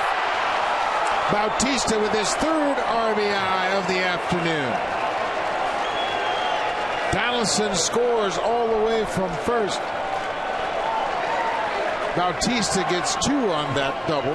He has 4 ribbies. Well, that ball was drilled into the gap by Bautista.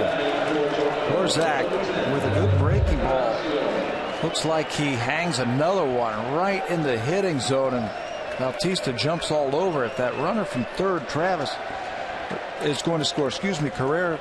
Valencia is going to score. And now here comes Donaldson hard charging. Puts the stop sign up right in front of him and says, oh no, please be safe. And he is. He ran right over the glove of the catcher and scored. It's a 4-run inning for the Jays. 8-2 now.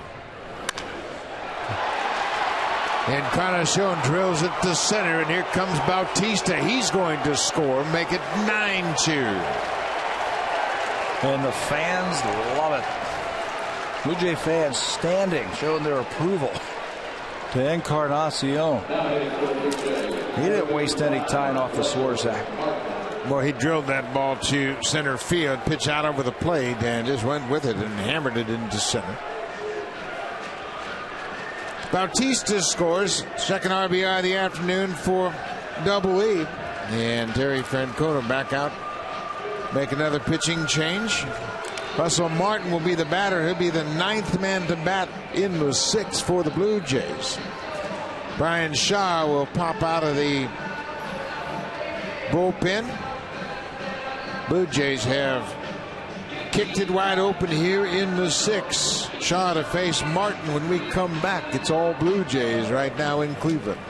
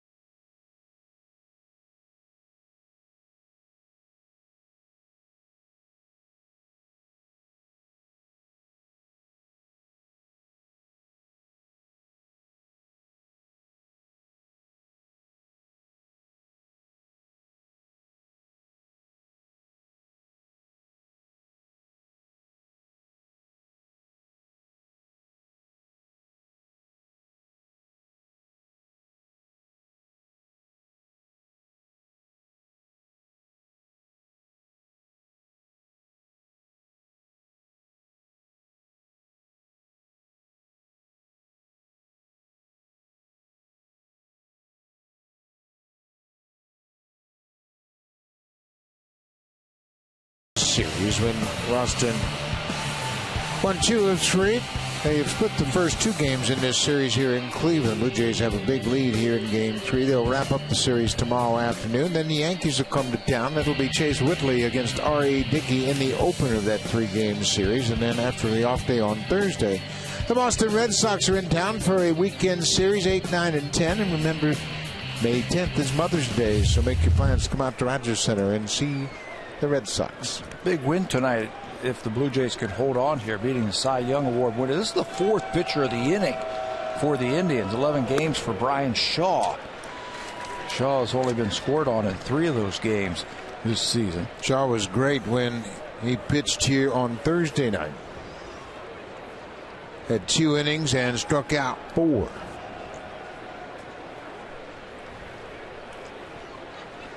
Russell Martin. Martin hit a home run in the 4th. That tied it up at 2-2.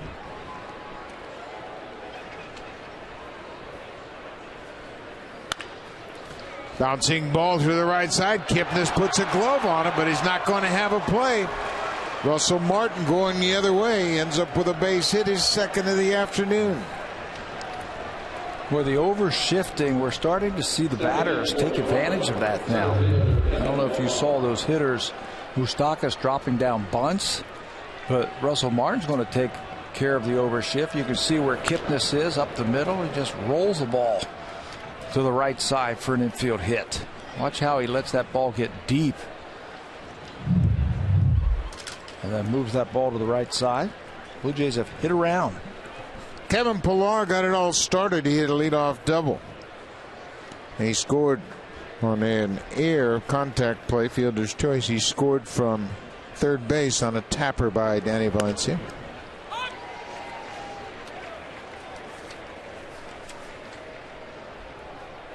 Pillar did not face Brian Shaw on Thursday night when he was in the game. 9 runs on 11 hits for the Jays, 2 runs on 3 hits for the Indians. Pillar drives one to center field. That's going to get down for another hit, and Encarnacion is going to score.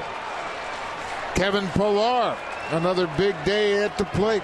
His 2nd hit of the afternoon, and he drives home a run. We featured him in the opening, that he's finally getting a chance to play every day. He's relaxed now. Feels like he doesn't have to over swing and try and do something special. Just go out there and play your game. This guy's always hit wherever he was in the minor leagues. 347. He had a season of 322, 307, and now 2 more hits this afternoon as he plates Encarnacion with a single.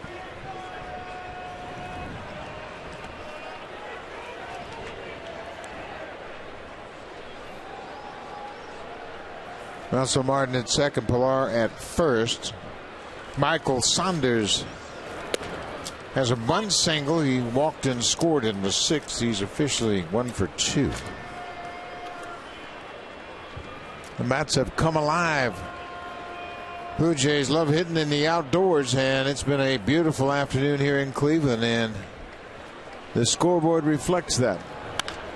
Saunders pops it in the air into center. That should end the inning. Holt is waiting on it. Makes the catch. The inning is over.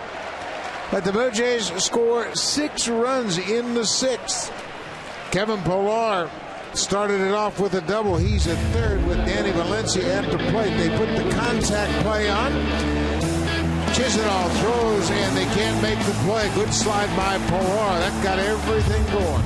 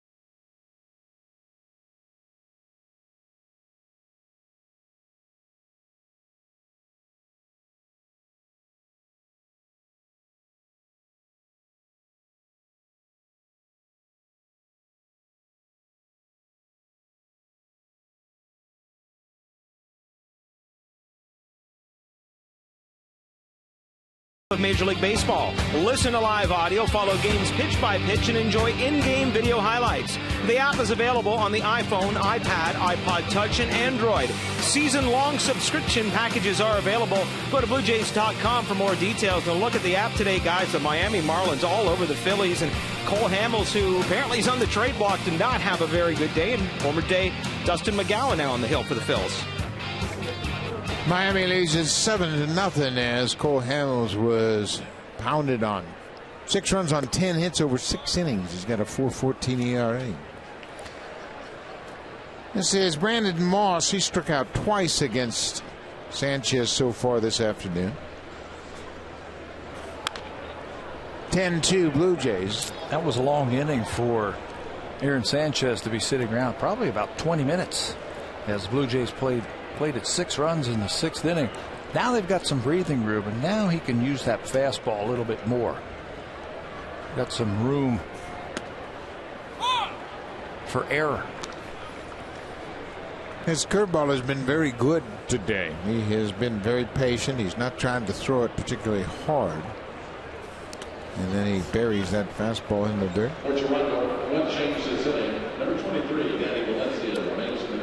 Blue Jays would love to see Sanchez pitch 7-8 innings here this afternoon. Just take some of the workload off that bullpen. It's been worked heavily lately. They've got an off day on Thursday, but not anything worthwhile, just to make sure, try to get a long start from your starter today. It's going to have some shorter innings. Pitch-wise, that pitch count is now getting up there at 85 pitches here in the 5th inning, or excuse me, the 6th inning.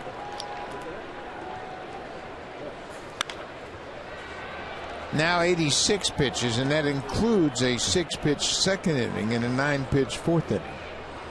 So he's had some roller coaster rides as far as pitch count goes this afternoon. Retired to side an order in the second, and he did the same in the fourth. There's a fly ball to right. Valencia is now out in the right field. Pilar will call him off and take it right up against the wall. One down here in the bottom of the 6th.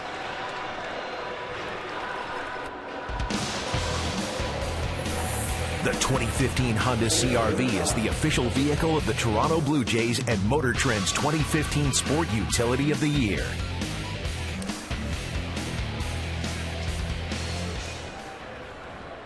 Aaron Sanchez, now 4 straight starts, at least 5 1/3 from Sanchez. Consistency is there. Now you need to add an inning or two. Make it 6 1/3, 7 1/3. Blue Jays starting pitching on this trip has really been roughed up. They're going to have to get more consistent pitching if they hope to have any kind of turnaround in the month of May. Coming into this game on this trip, the starters were 0-4 with a 7.40 ERA. That's just going to put a lot of pressure on your bullpen. You know, and they know that. Mark Burley was talking about that after yesterday's game. Said, I didn't do my job. I put a lot of pressure on the bullpen, making them throw a lot more innings. I got to step my game up. Well, everybody in the rotation has to, and that's a consistent thing. No one has really been dominant out of the rotation. Murphy reaches for it. Sanchez wanted to reach out, but wisely pulled his hand back and let go and throw out Murphy. 2 down. First reaction is, I can get this one, and then you expose that bare hand to the baseball. He started to reach for it and said, no, I better not. I'll let my shortstop handle this one. He's got a glove on. Watch it right back at no. No, I'm pitching too well right now, and I want to win this game. And I want to stay out there.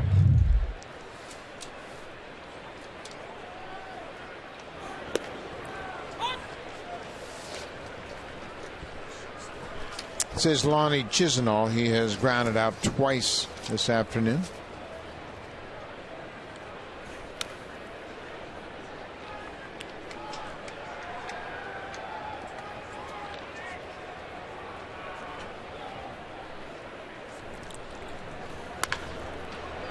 There's a base hit that gets through the right side. It goes into right. Valencia will play it back in.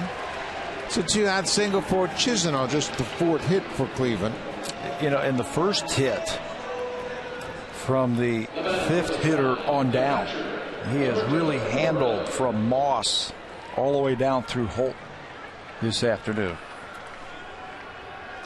Well, that's what you do as a pitch. Take advantage of the bottom part of the order. Everybody's top half of the order has good hitters in it. It's the big leagues. You're going to have to deal with tough outs. Before you get down in that bottom part of the order, you've got to be aggressive.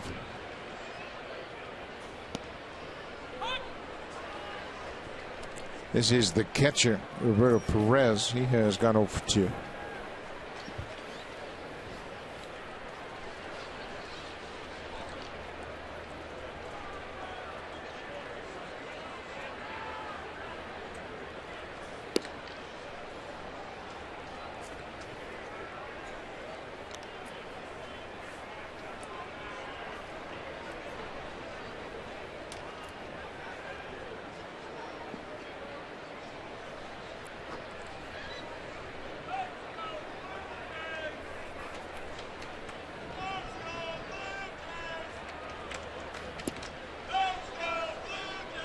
Two balls and a strike, 2 outs. Don't get ahead of yourself right here. Just take your time and make a pitch. Sometimes young pitchers, they get the first 2 outs of an inning. They want to rush. You go, okay, I want to get back in that dugout. And they forget about executing the pitches. Nothing wrong with the pitches. The fastball's down. It's just off the plate. There's another one. Now Sanchez goes to 3-1 to the number 8 hitter, Roberto Perez. Aaron has never thrown 6 innings in his career. Last time out, he threw 5 2/3 against the Red Sox in Boston. Threw 107 pitches in that game. And he's thrown 100 pitches here this afternoon. He walks him. That's 5 walks now, and that's why that pitch count is so elevated. 2 outs, nobody on, single walk. Now you got to take care of the number 9 hitter.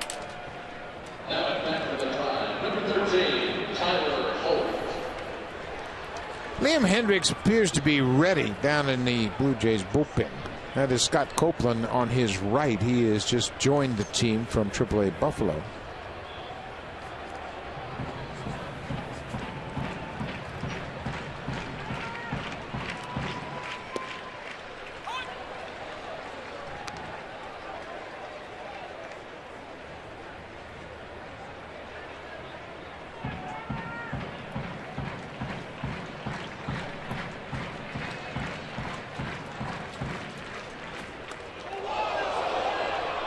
Just barely got out of the way, and we have talked about how difficult it is for the hitters to see the baseball today.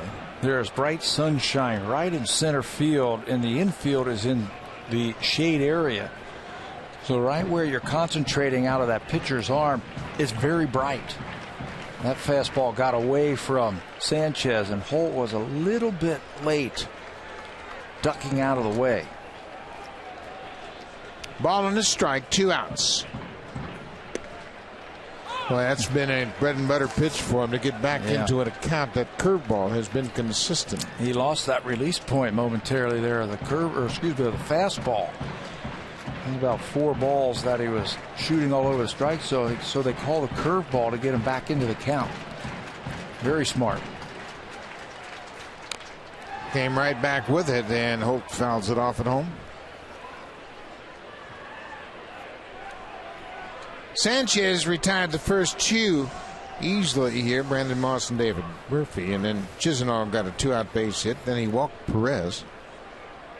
Now the number 9 hitter is Tyler Holt. He has struck out twice today. Hendriks is ready if needed.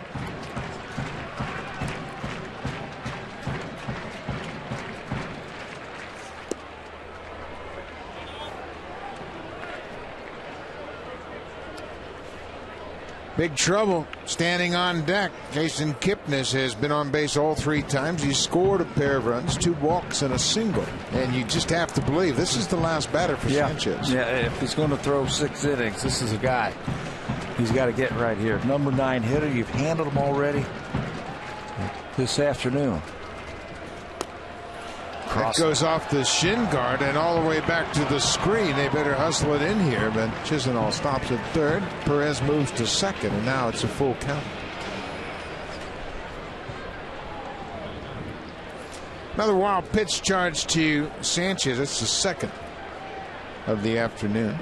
You're going to talk about this one. I think Russell got crossed up on that one, and he's got to make sure that they are using the same signs. Watch the reaction from Russell. He stands up like it's a curveball, and it hits him in the shoe. Yeah, I don't know if he's seeing that ball that well either. He didn't react very aggressively on that baseball as to whether or not he saw it. Full count, 2 outs. He walked the bases loaded. That's going to be it. John Gibbons has made his way out of the dugout. And he is going to have to come out here and make a pitching change. 6 walks for Sanchez. He allows just 4 hits, but the walks have led to his leaving this ball game.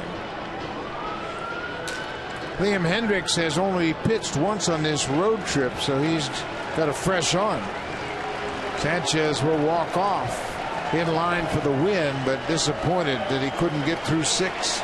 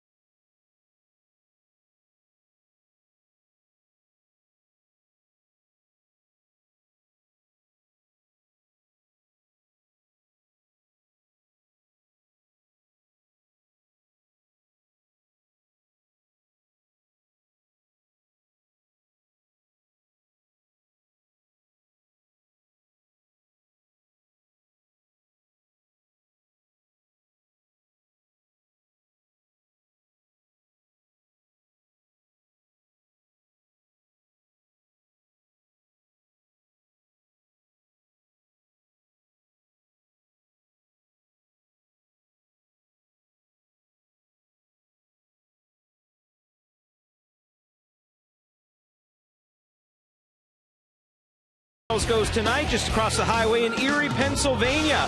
The Otters with a 3-2 series lead over the Sioux. We'll have that game for you 7:30 Eastern on Sportsnet and Sportsnet 360. Buck? Thank you very much, Barry. It'll be a new pitcher here in the ballgame. Aaron Sanchez goes 5 2/3. He leaves with the bases loaded and 2 outs. And disappointing for the total of walks, but boy, he had good moments in this game today where he was outstanding. That's where you're going to get with young pitchers.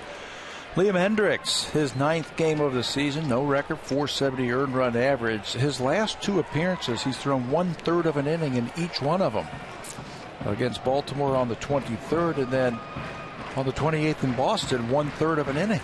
Threw 1 pitch to get out of that inning. He throws a pitch here and gets ahead of Jason Kipnis. Well, this is a pivotal point of the ball game for the Indians. They've got the bases loaded and 2 outs. We're in the bottom of the 6th. Hendricks trying to strand the bases loaded. Breaking ball. He's ahead 0-2. Liam's been throwing harder since he's been moved into the bullpen. I think they're going to ask him for this inning and 1 more. He's been airing it out since he's come into the bullpen.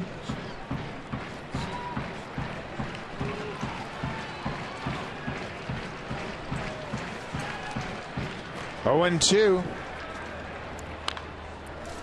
Goes after that breaking ball and stays alive.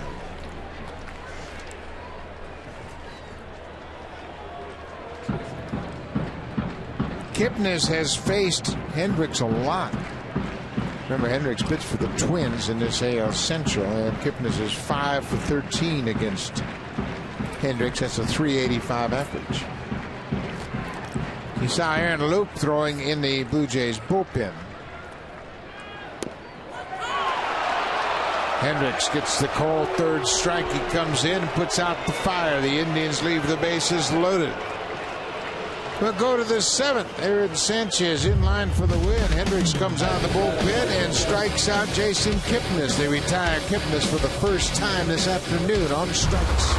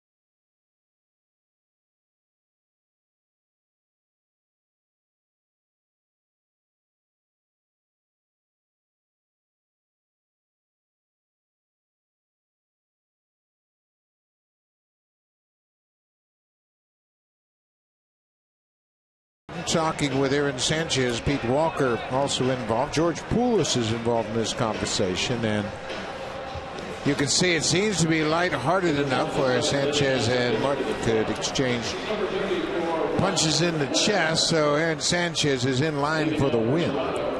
Let's hope it's lighthearted. They're up 10-2. This is Ryan Webb. We saw him on Thursday coming to the ball game for the Indians. Webb threw 3 innings in that ball game. Just gave up 2 scratch singles. He's 1-1 with a 112 earned run average in 5 games in AAA. He's got a heavy sinking fastball. Blue Jays couldn't catch up to it the other night.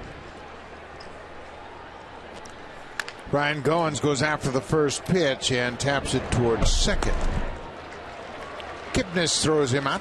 One down. We're in the seventh inning. The Blue Jays scored a run in the first, and the Indians answered with a run of their own. Cleveland took a lead in the third, a 2-1 lead, and then Blue Jays tied it on Russell Martin's home run, his fourth of the season. That came in the fourth inning. Then the Blue Jays got 2 in the fifth and 6 big runs in the sixth inning. They worked over 4, count them, 4 pitchers last inning that Terry Francona went to. The 6-run sixth inning is the 6th time this season the Blue Jays have had a 5-run inning or bigger. Danny Valencia picked up an RBI as a pinch hitter in that 6th inning. Valencia hit a ground ball to the third baseman, first and third, fielder's choice, and Chisenhall made an error.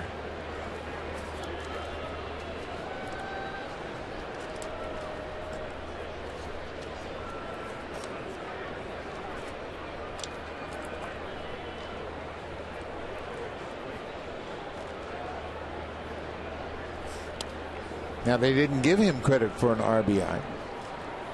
Reached on an error, fielder's choice, assuming that. Got to earn it. Got to get him over there. Got to earn it. Looked like the throw was okay. I guess it bounced into the catcher. Perez couldn't handle it. Blue Jays took advantage of that. Let's see, it grounds it to third. Chisenhall.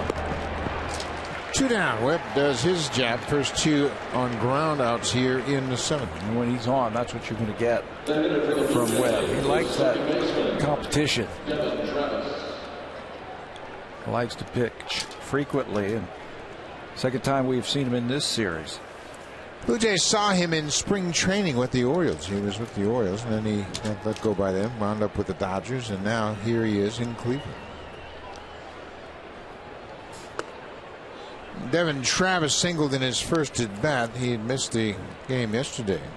Aaron Sanchez headed to the locker room, and that's a good sign. George Poulos, the trainer, isn't following him in. He showed no signs of anything that should alarm anybody. Physically, it didn't look like he was dealing with anything. He had trouble throwing strikes at times, but overall, good outing for Aaron Sanchez.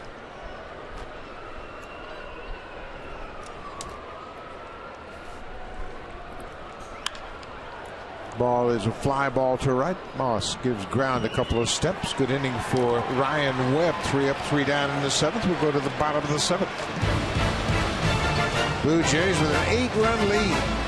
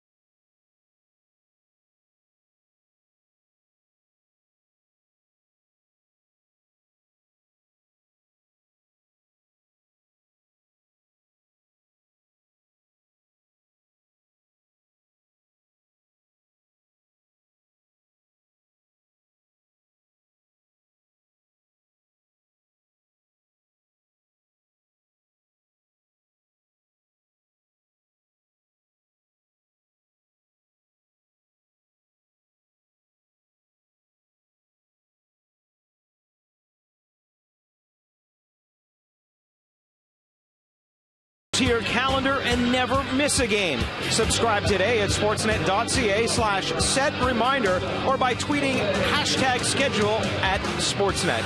It's a lot of hashtags and ats, Buck. It sure is, but you'll never miss a game if you do that and get all prepared. And these Blue Jay fans, you can bet they've got their at-bats and making sure they check out all of these scores. There's a guy getting ready for Canada Day with his red jersey on already. Now, where did he get that? It's pretty impressive. Looks like he made it. Brand new Donaldson jersey, all set for Canada Day. Of course, that's a special day for Aaron Sanchez. That's his birthday as well.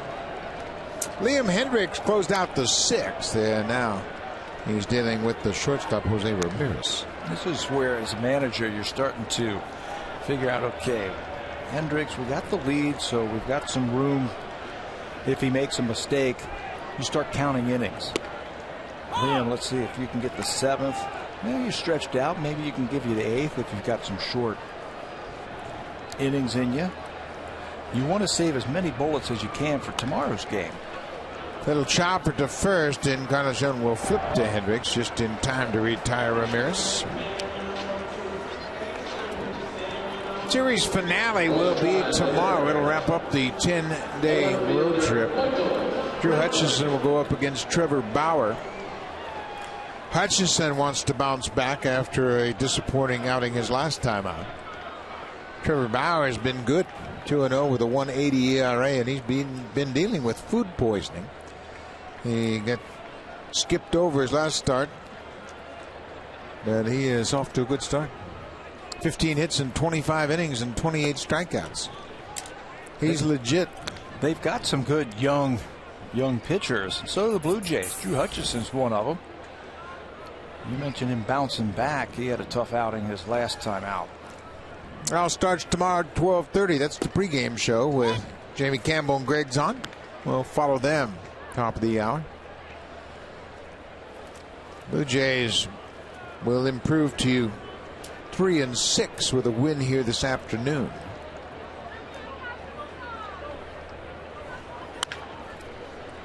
Oh, nice play. That took a wicked hop, and Encarnacion was up to the challenge. It's going to be extra bases. You got to put a star by that one. That was to his glove side, and he stayed right with it. He's nimble, and he's athletic. Even that one takes a crazy hop out of it. Edwin finishes it off with the flip over to Hendricks.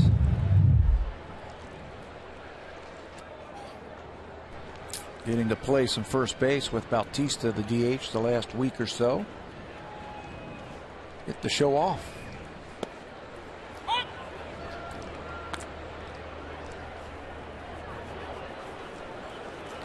Carlos Santana had an RBI with a ground out in the first inning. He since walked and grounded out to first.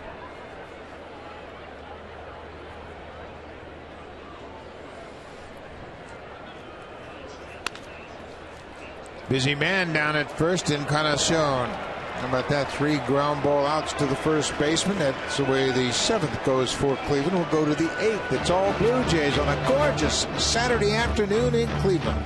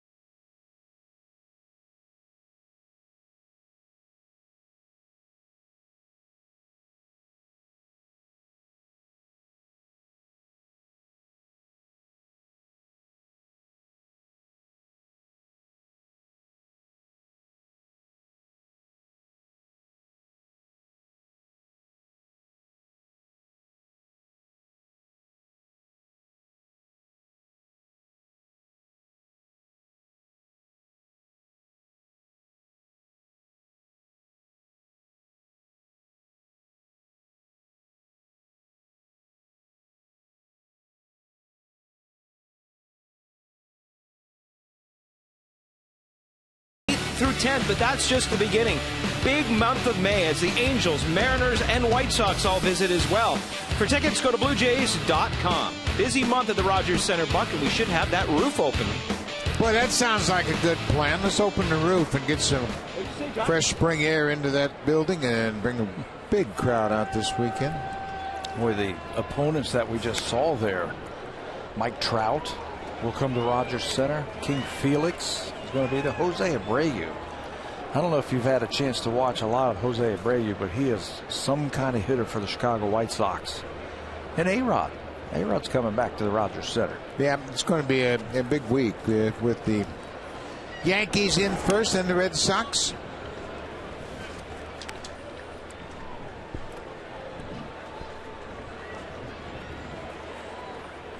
Josh Donaldson ball on the strike as he bats here in the 8th.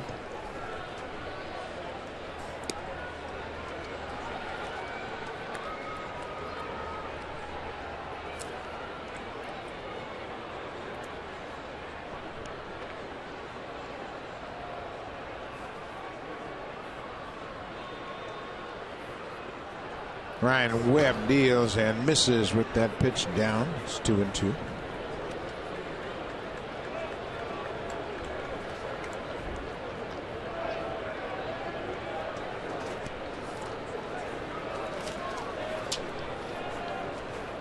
Webb retired to side in order in the 7th.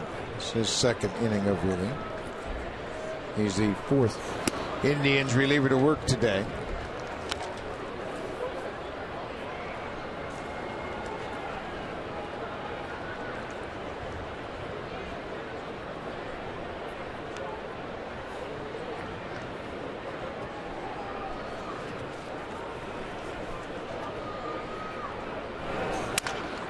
That's off the end of the bat. Cued it right off the end of the bat, right to the shortstop. Donaldson's retired on the line drive. Stepping in for Toronto, designated hitter Jose Bautista. Jose Bautista's had a big day at the plate. Got off to a slow start. Struck out twice in his first 2 at-bats, but he's driven in 4 runs. That's a season high. 2 swings of the bat from Bautista. Corey Kluber struck him out with breaking balls his first 2 times up. And then with runners on base, 2 swings, single for 2 runs, and then a double, bringing double to left center field. He now has 17 RBIs. That moving up the leaderboard list. Devin Travis leads the Blue Jays with 19. Donaldson has picked up an RBI today. He has 18. Bautista with 17 now.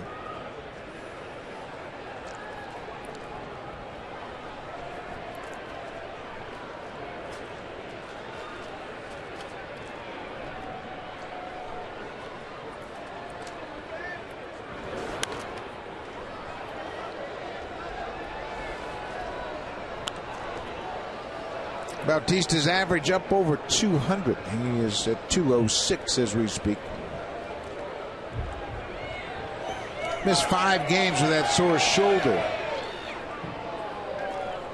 Has yet to throw, so no telling when he'll get back into the field defensively. I don't worry too much about batting average. You know, the guys have been struggling in the middle of the order, batting average wise, but it doesn't take long to see that thing move up. Maybe a week, stay hot, or if you can get as hot as Jose Altuve. 9 straight multi-hit games for the Houston Astros second baseman. Justin Smoke will bat for Edwin Encarnacion here. Smoke has had very sporadic at bats of late. Had a pinch hit double last night in the 9th inning. He just hasn't had much playing time given the injury to Bautista and the fact that he has to DH. Yeah, he has to DH, and Edwin then keep him in the line. He's got to play first base. That's where Smokey plays. But he's been taking advantage of his opportunities, especially on this road trip. 0-2.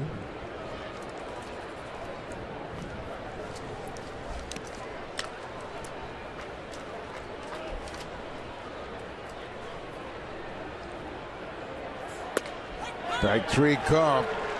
Ryan Webb's been impressive in his time with the Indians. 6 straight retired today. Now it's time for a Blue Jays Central update. Here's Jamie Campbell and Greg Zorn.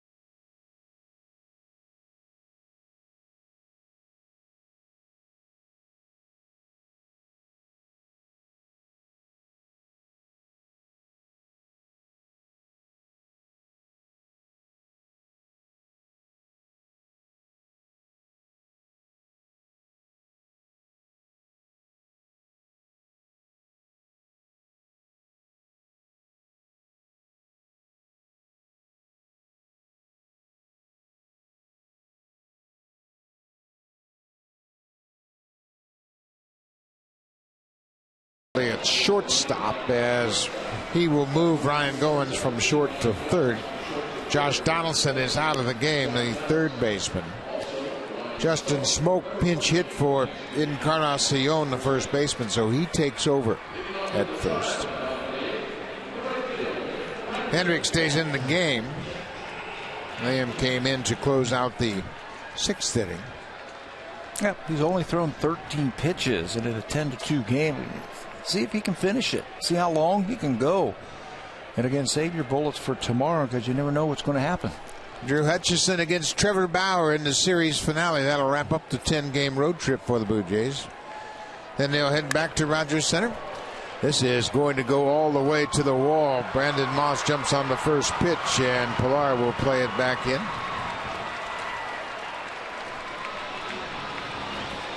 Moss with the leadoff double here, his 6th double of the season. That's the way the Indians start the 8th.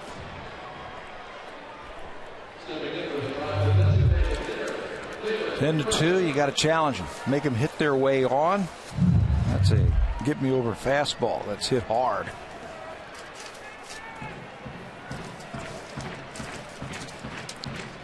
David Murphy, he got the start as the DH this afternoon.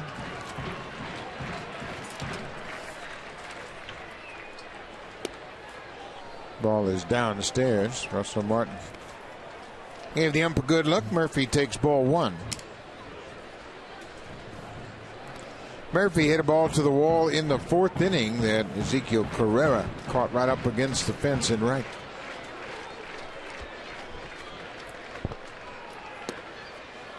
Ball 2. You had mentioned Jose Altuve. He has 9 straight multi-hit games. During that hit streak, he's 21 for 42. Wow. 500. 5 doubles, a home run, 9 RBIs. And he has 4 steals in 5 attempts. Does he know how hard it is to play this game? It's unbelievable. He's got the longest multi-hit streak by a leadoff batter since a 10-game hit streak by Chuck Knobloch in '96. He's a special player. 2-1 to Murphy. Fouls it off. The Astros have won 8 straight games, and Houston has a 5-game lead in the AL West. They're playing great baseball on the road. They've won 10 of 12 away from Minute Maid Park. We'll go down there on our next trip. First to Baltimore, and I think we go to Houston for 4. For 4 games against the Astros. The first place Astros. The team with the most wins in the major leagues. Astros tied with Kansas City and the Mets and St. Louis. Well, and what they're doing is they're pitching. You take a look at this foul ball. It went off the mask of Russell Martin and popped off his mask. Kansas City, with 16 wins and 7 losses, have a 3 ERA. Houston at 3.04. Murphy putting up a fight here. Boy, you look at Houston and they really came out of nowhere. They are in the middle of the pack offensively at 241, but their pitching has been terrific, and they've only committed 11 errors on defense. Pitching and defense. How many times do we have to say it? They've also won 8 in a row. 10-2 on the road this year. Houston also has gone 12-5 against the American League West. Got to beat your own division. Liam Hendricks, a 3-2 count to David Murphy. On the ground, Goins will go across the diamond to smoke. Moss moves to third.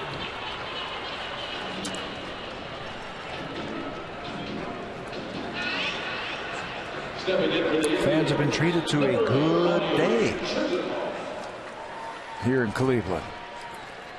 Blue Jay fans have had a great afternoon. The Rays and the Orioles will follow us as they are down in Tampa Bay. That series was moved from Baltimore. Chris Archer and Miguel Gonzalez, that is a very good pitching matchup. Archer, of course, has been terrific to start the season. His ERA 0.84. He's allowed just 18 hits in 32 in the third innings. Blue Jays will be happy not to face him for a while. Yeah.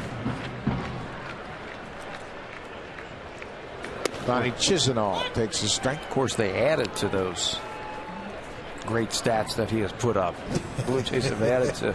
They've been a big part of it, that's for sure. 2 games against the Blue Jays.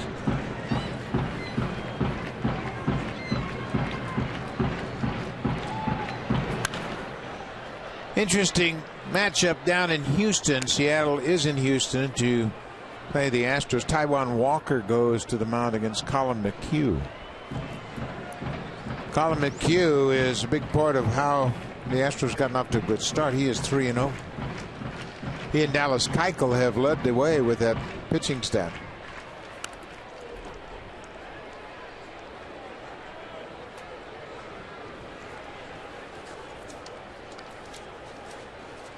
This is the third baseman, Lonnie Chisenhall. He is 1 for 3 so far this afternoon.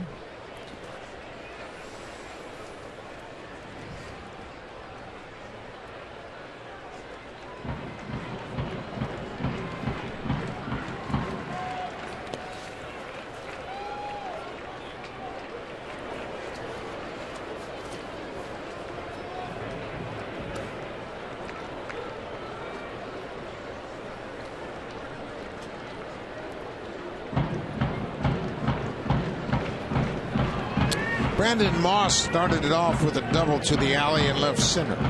Murphy ground out. 2-2 pitch to Chisenhall. Now it's 3-2. Boy, and all of a sudden, Liam Hendricks has lost his strike zone. And he was breezing. 4 very quick outs. 1 to end the 6th, 3 quick ones to end the 7th, and then all of a sudden, he's lost it.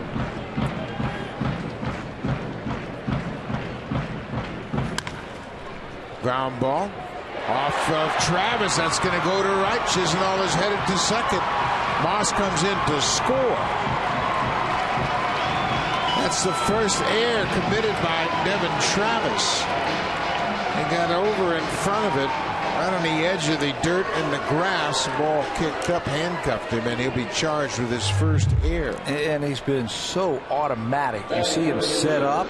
Here comes the ball, and it eats him up.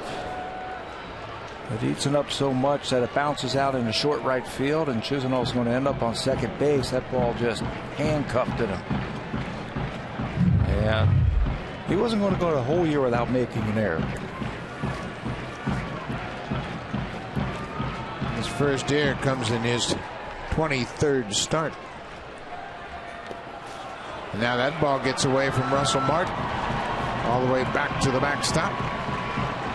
Things have gotten a little sloppy here in the 8th. Got some runs to work with. Still up by 7 runs, but you don't ever want to finish a game like this. You want to be crisp. You want to play the game the right way. You want to play hard and keep that momentum into tomorrow's game.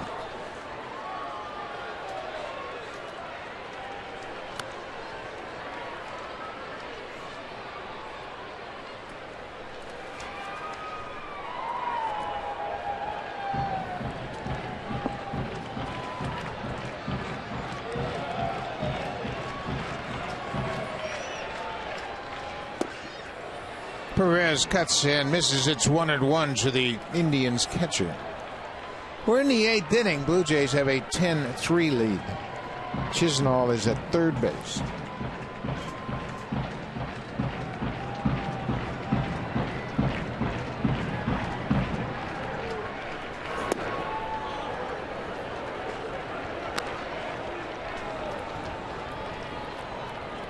Liam Hendricks, this is just his second appearance of the road trip.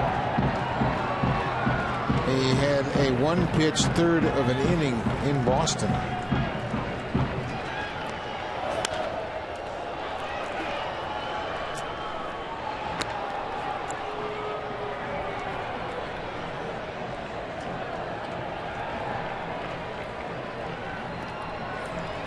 Aaron Loop loosening up, and I'm sure John Gibbons would rather not use Loop in this situation, given the fact it's a 7-run game.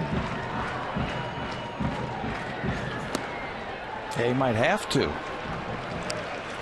21 pitches now in this inning for Liam. 34 overall.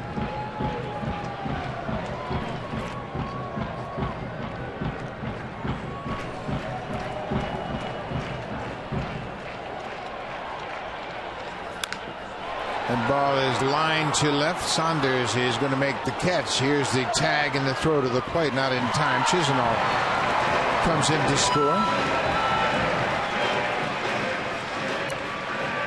Sac fly for Perez. 10-4 now. Counting outs. That's what you're doing if you're the Blue Jays. Counting outs. Get the outs. Get out of the inning.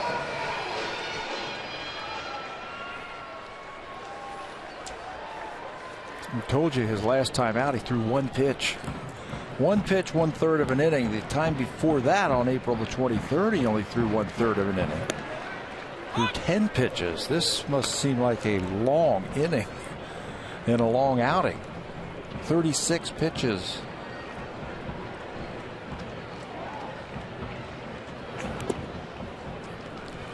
And ball bounced in front of home plate.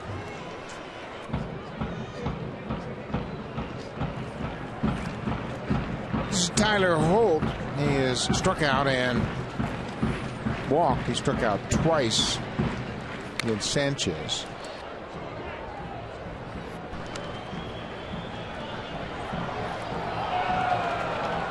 These types of games, pitchers, you'd like to have them go 2-3 innings. Just go out there so you don't have to go any deeper in the bullpen. Just save the bullpen.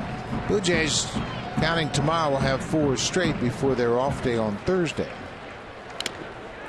Oh.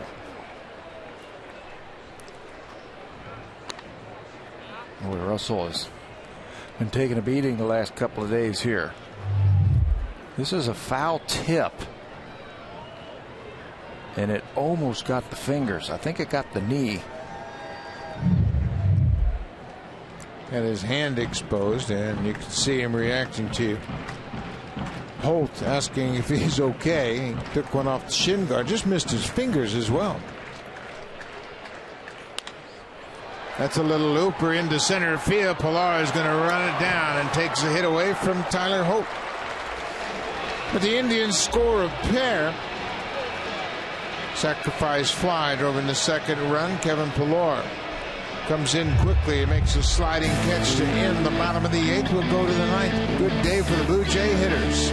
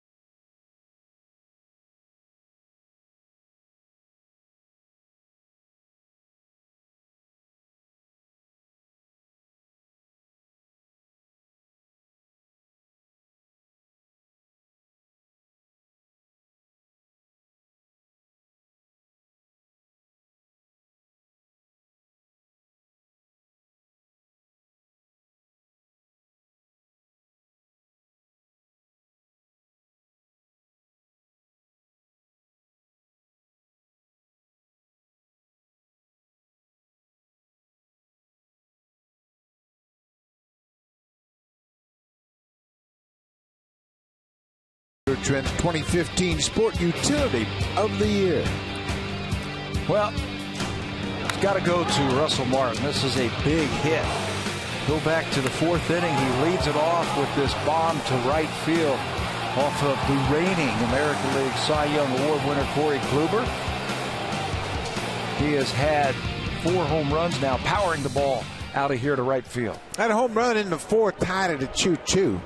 Set the stage for a 2-run 5th and a 6-run 6th inning. Blue Jays blew it wide open in the 6th. New pitcher is Nick Hagedorn. We saw him earlier in this series. He's a hard-throwing lefty. Very hard-throwing lefty. 92 to 98. Power slider, swing and miss slider.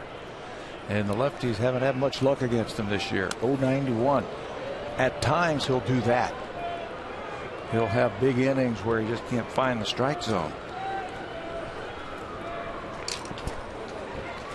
Russell Martin, a 2-hit game. He is up over 200. This one's going to hook foul out of play down the left field line.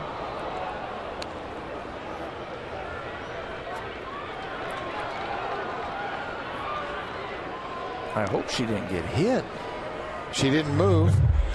She was like, okay, why is everybody coming toward me?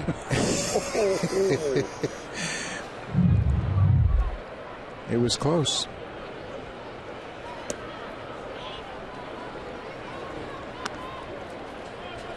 We mentioned Russell with the home run. He also singled in the 6th inning. Slow but steady climb, now over 200.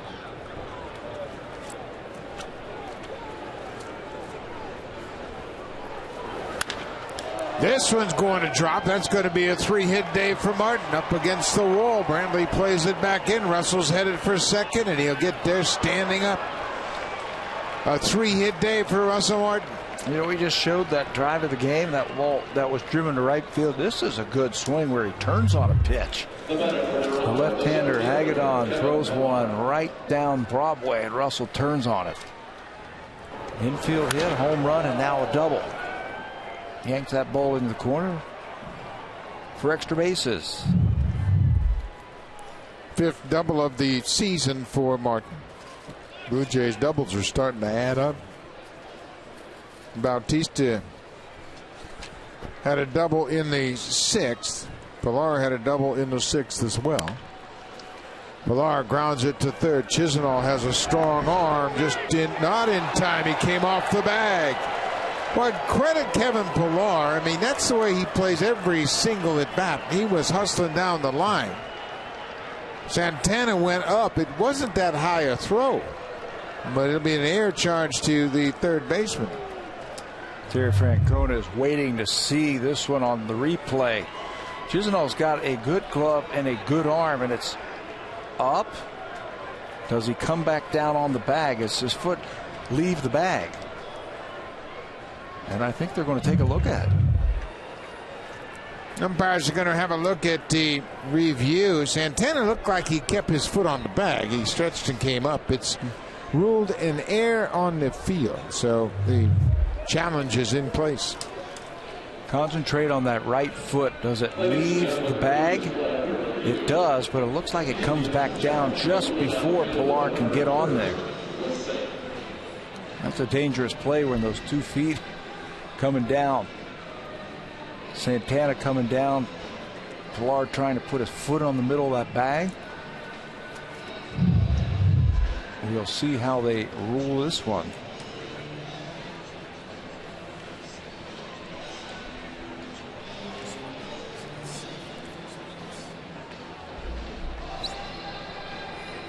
So the umpires are listening to New York as they get the video review. The ruling on the field is safe on the air. Martin moves to third base. Chisenhall charged with the air. But that might go away. As the umpires are waiting. I love the hustle by Pilar. In a 10-4 game, ground ball to third baseman, he's going to make it close on a high throw. It's the only way to play the game. Play it that way every single day, and then you get no surprises. He's off. It looks like it's starting to get back down on that bag, so there has to be conclusive evidence for the umpires to overturn the play. And I think that's what's taking so long. Blue Jays have hit 5 doubles this afternoon. And they have really done a good job with their extra base hits. Pilar's still at first base waiting on the decision.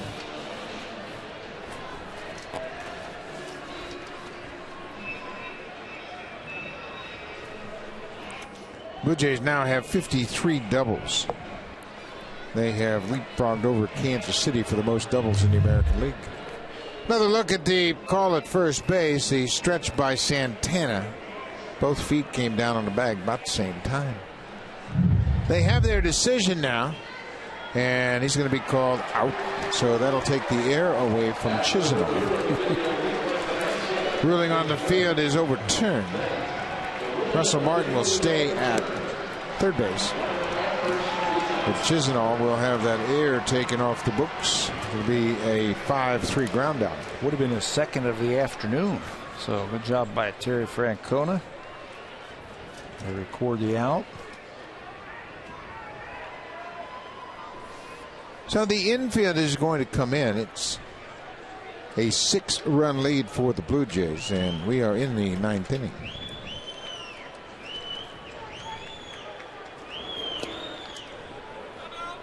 Michael Saunders had a bunt single his first time up. He's gone 0 for 2 after that with a walk. So on the day he is 1 for 3. Scored a run in the 6th.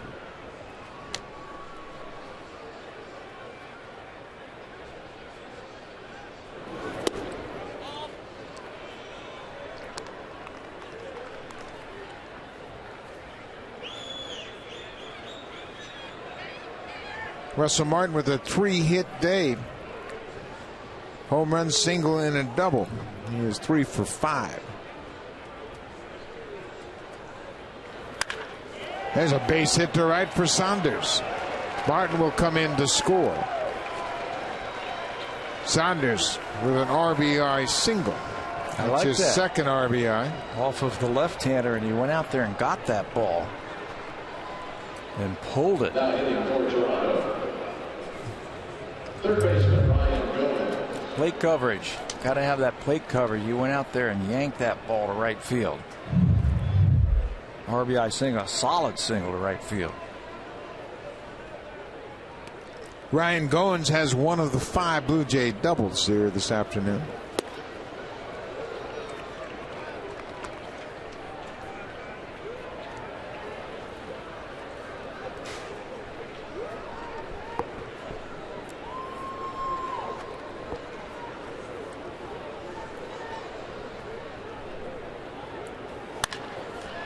Fly ball into center field.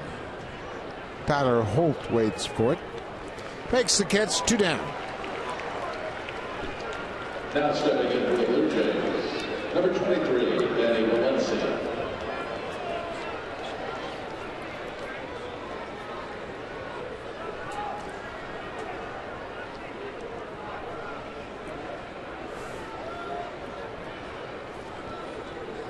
Manny Valencia got into fielder's choice as a pinch runner in the 6th inning.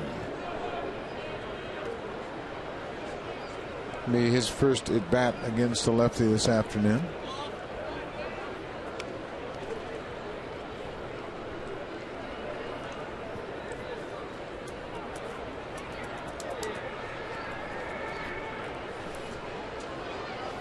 Scott Copeland, if he appears in this game, it'll be his first big league game. Just joined the team this morning, came up from AAA Buffalo. Copeland signed with the Orioles in 2010. He was released by the Orioles in 2012. Blue Jays signed him. He was at Buffalo for 4 games last year and started the season there this season. Valencia with a 1-1 count. Now it's 1-2. April, Blue Jays scored double digits 5 times, right? Took them 2 games in the month of May to do it. This team can hit. They're going to have to develop a run bank. Say, okay, we don't need this many today. We're going to save some for those tougher games. Valencia strikes out the high fastball, got him. So we're heading to the bottom of the ninth. It's been all offense to this point. How about a major league debut for Scott Copeland? He'll come in for the ninth.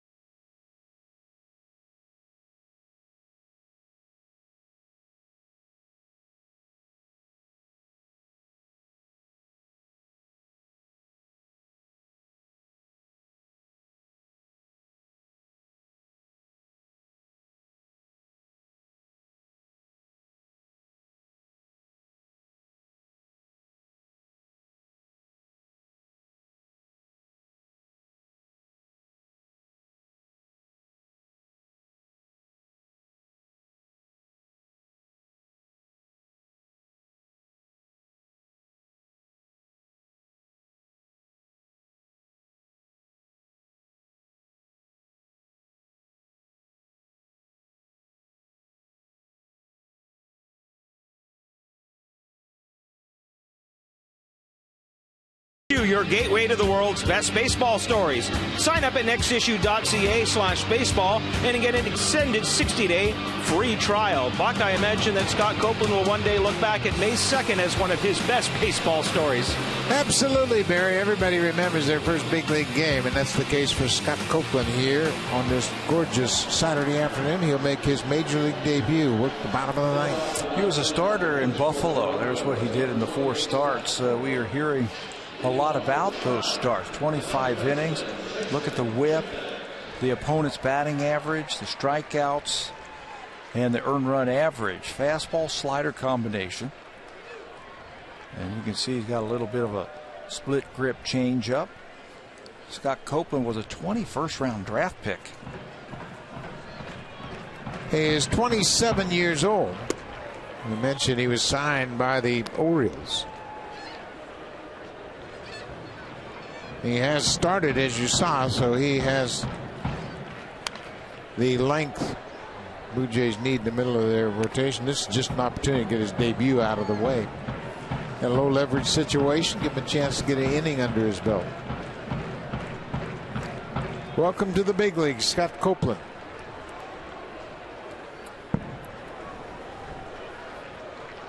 We've had a few of those guys already this season. Boy, we had 6 rookies on the team. A lot of firsts for everybody.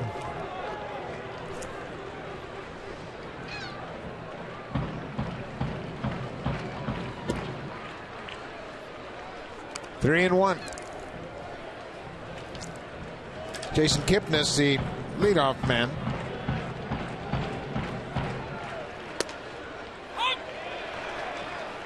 Three and 2.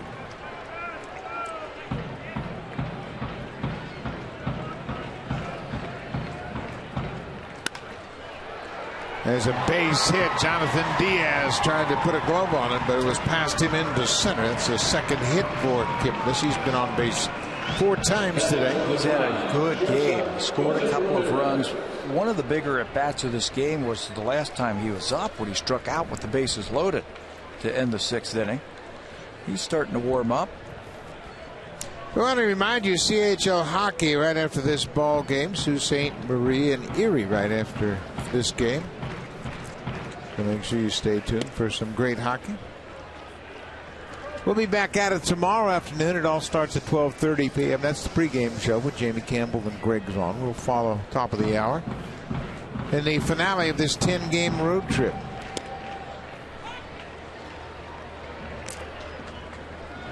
Shortstop Jose Ramirez.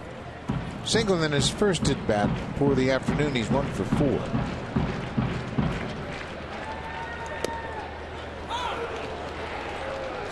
One and two.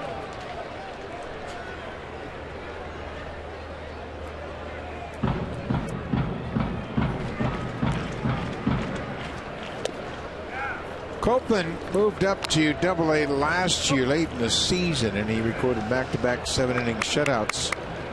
In his first 2 Triple-A outings, he was voted the pitcher of the week in the International League. That's a bouncing ball up the first base line, but it'll go foul.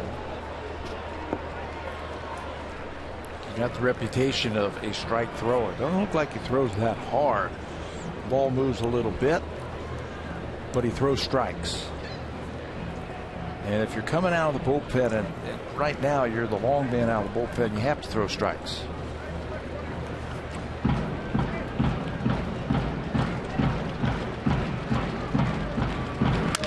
Bouncing ball. Travis to Diaz, back to first. Not in time. A little slow developing. That was kind of a bouncing ball, not a particularly hard hit ground ball. Travis got the lead runner at second. That's all they could get. Yeah, it looked like Devin had a little trouble getting that ball out of his glove. And in the major leagues, if there's any kind of mishap handling the ball, the runners are too fast. Watch, he catches it. Just doesn't have that great grip. It messes up the timing, and runners in the big leagues will beat that out. Diaz did everything he could to try and finish off the play.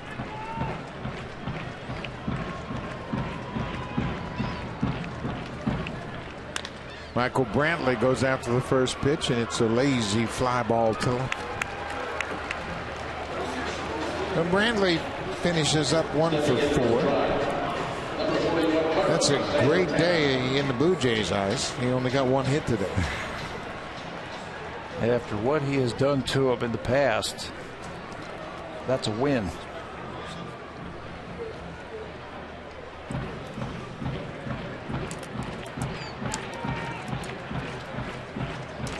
Carlos Santana, the first baseman.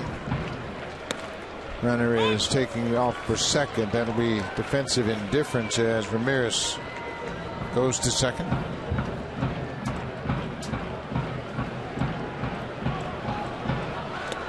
He went to third. They don't care about third either. They won't let him run home. I know that. You can get to there, but that's as far as you're going to go. 1 and 1, 2 outs. We're in the bottom of the 9th.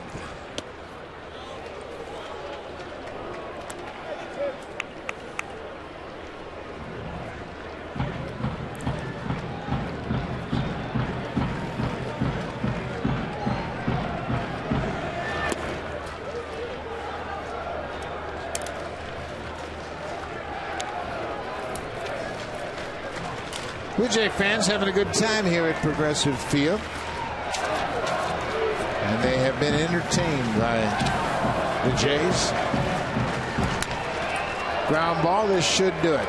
Smoke will step on the bag. That's the ball game. The Blue Jays win it 11-4. Big days all around for the hitters. Jose Bautista drove in 4. Russell Martin with a 3-hit day, including a home run.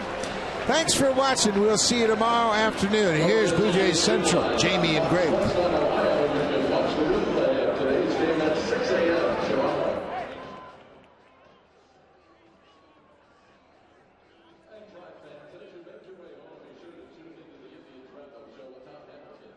News Radio, WGAM 1100 AM, sometimes 6 stations.